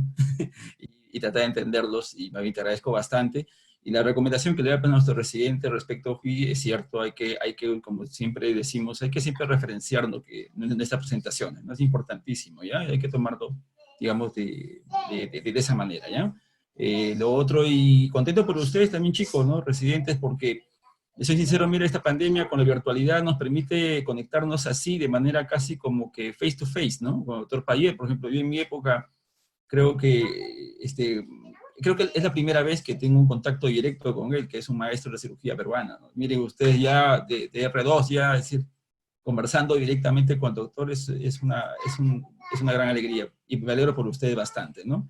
Ok, eso quería, digamos, yo mencionar, nada más, yo. Gracias. Gracias, doctor Ricardo. Sí, pues rayando ya las 2 horas de reunión, reunión, excelente conversatorio que hemos tenido con 2 grandes maestros, doctor Payet, igualmente le agradezco muchísimo que nos siga a través de las redes e incluso poder contar esta vez con su presencia. Doctor Domingo Montalvo, primera vez que lo conozco, buena referencia, doctor Ricardo Castro, me es muy grato también contar con su presencia, realmente importantísimo, doctor. Igualmente, doctor José Lengua. Hago palabras finales ya para cerrar la reunión. Doctor Domingo Montalvo, sus comentarios finales antes de poder cerrar esta magnífica reunión, doctor. No, yo le agradezco a Ricardo por la invitación. Como dijo, nos conocimos en el 2016, ¿no es cierto? Ya hace 4 años. Le agradezco la oportunidad de estar acá. Yo feliz de apoyarlo en las reuniones, en el área que me sienta seguro, ¿no es cierto? No sé cada cuánto tendrán tiempo las reuniones, pero Ricardo me quiere mandar el cronograma. Para mí me acomoda el horario, porque yo estuve 1 hora más tarde que usted, ¿no es cierto? Los viernes ya no salgo, ya no se puede salir. Así que... Sí, doctor, sí. Sí, Domingo, Lunes, con mi vinito. Tengo mucho más que hacer. sí, pero doctor Domingo, sí, claro. O sea, hacemos lunes y viernes en la noche, generalmente sí, Domingo, de la noche. yo te voy a mandar el cronograma, como te dije, para Ricardo, ver cómo se te acomoda tu horario, y también aquellos temas que, como tú dices, te sientas más cómodo para poder compartir con nosotros. Nosotros muy agradecidos con tu presencia. No, y todo el país también, en el fondo usted es un referente, ¿no es cierto?, a nivel nacional e internacional. Yo primera vez que lo conozco en persona, pero también tengo mucha referencia a usted, en el fondo usted es un poco conocido. Así que, saludos. Gracias, doctor Domingo Montalvo. Doctor Payet, sus comentarios finales. Bueno, yo, como repito, me metí acá de colado, nadie me invitó, pero disculpen ustedes, pero ha sido una linda experiencia. Un placer conocerlos a todos. Tengo grandes amigos en Chile, en Santiago, y mantenemos algunos protocolos juntos. Tarea pendiente, hubo un comentario por ahí sobre quimioterapia o neoadyuvancia en esto, pero el tema es tan amplio, y realmente, nada, doctores, a sus residentes, bueno, que pase el COVID, que está fuerte por aquí todavía, pero bienvenidos a que incluyan en su rotación, alguna rotación que quieran hacer por el instituto, y encantado de recibirlos o participar juntos en algún trabajo. La experiencia en el Perú es buena, en cáncer gástrico, bueno, señal de su desarrollo definitivamente, porque tenemos el cáncer del tercio distal, el cáncer endémico, el asociado a infección por el Helicobacter pylori, pero somos ricos en eso, tenemos una gran experiencia en el manejo de la enfermedad. Pero nada, agradecerlos y felicitarlos. Voy a transmitir esto a los residentes nuestros del instituto y darles el ejemplo de que hagan estas cosas también, que las tenemos en realidad. Felicitaciones. Y de nuevo, doctor Ramírez, lo felicito, su charla ha sido muy entretenida. Gracias, gracias, doctor, gracias. Doctor José Lengua, palabras finales.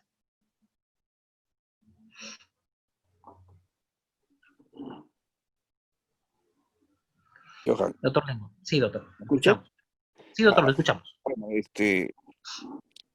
felicitando al grupo organizador, que en esta oportunidad hemos tenido una participación internacional, ¿no? Con el doctor de Chile y con el maestro, el doctor Valle, ¿no? Es uno de los líderes acá en el Perú de cáncer gástrico. Soldado más. Y aprovechando la oportunidad, doctor, para desde ya invitarlo para una reunión que tengamos de cáncer de colon, que yo sé también que usted es especialista en ese tema. Encantado. Con mucho gusto. Sí, doctor Eduardo, contamos con su presencia también, igual el cronograma de temas que tenemos que incluyen también patología oncológica, pues está grandemente invitado usted, igual el doctor Montalvo para todas las reuniones. Muchas gracias más bien a ustedes, muchas gracias Ricardo, doctor Willy, felicitaciones, doctora Vera, nuestra coordinadora en el webinar también igualmente, el residente Julio Ramos, también residente en nuestro servicio. Y bueno, en general, gracias a todos y ha sido una experiencia inolvidable. Ha quedado grabado la reunión, lo vamos a subir a nuestra página de Face, que también nos siguen aquellos doctores por las redes. Y bueno, pues gracias y muy, muy agradecido por la presencia, doctores. Adiós, gracias. Gracias, gracias, doctor, gracias. Gracias. Hasta luego. Chao. Chao.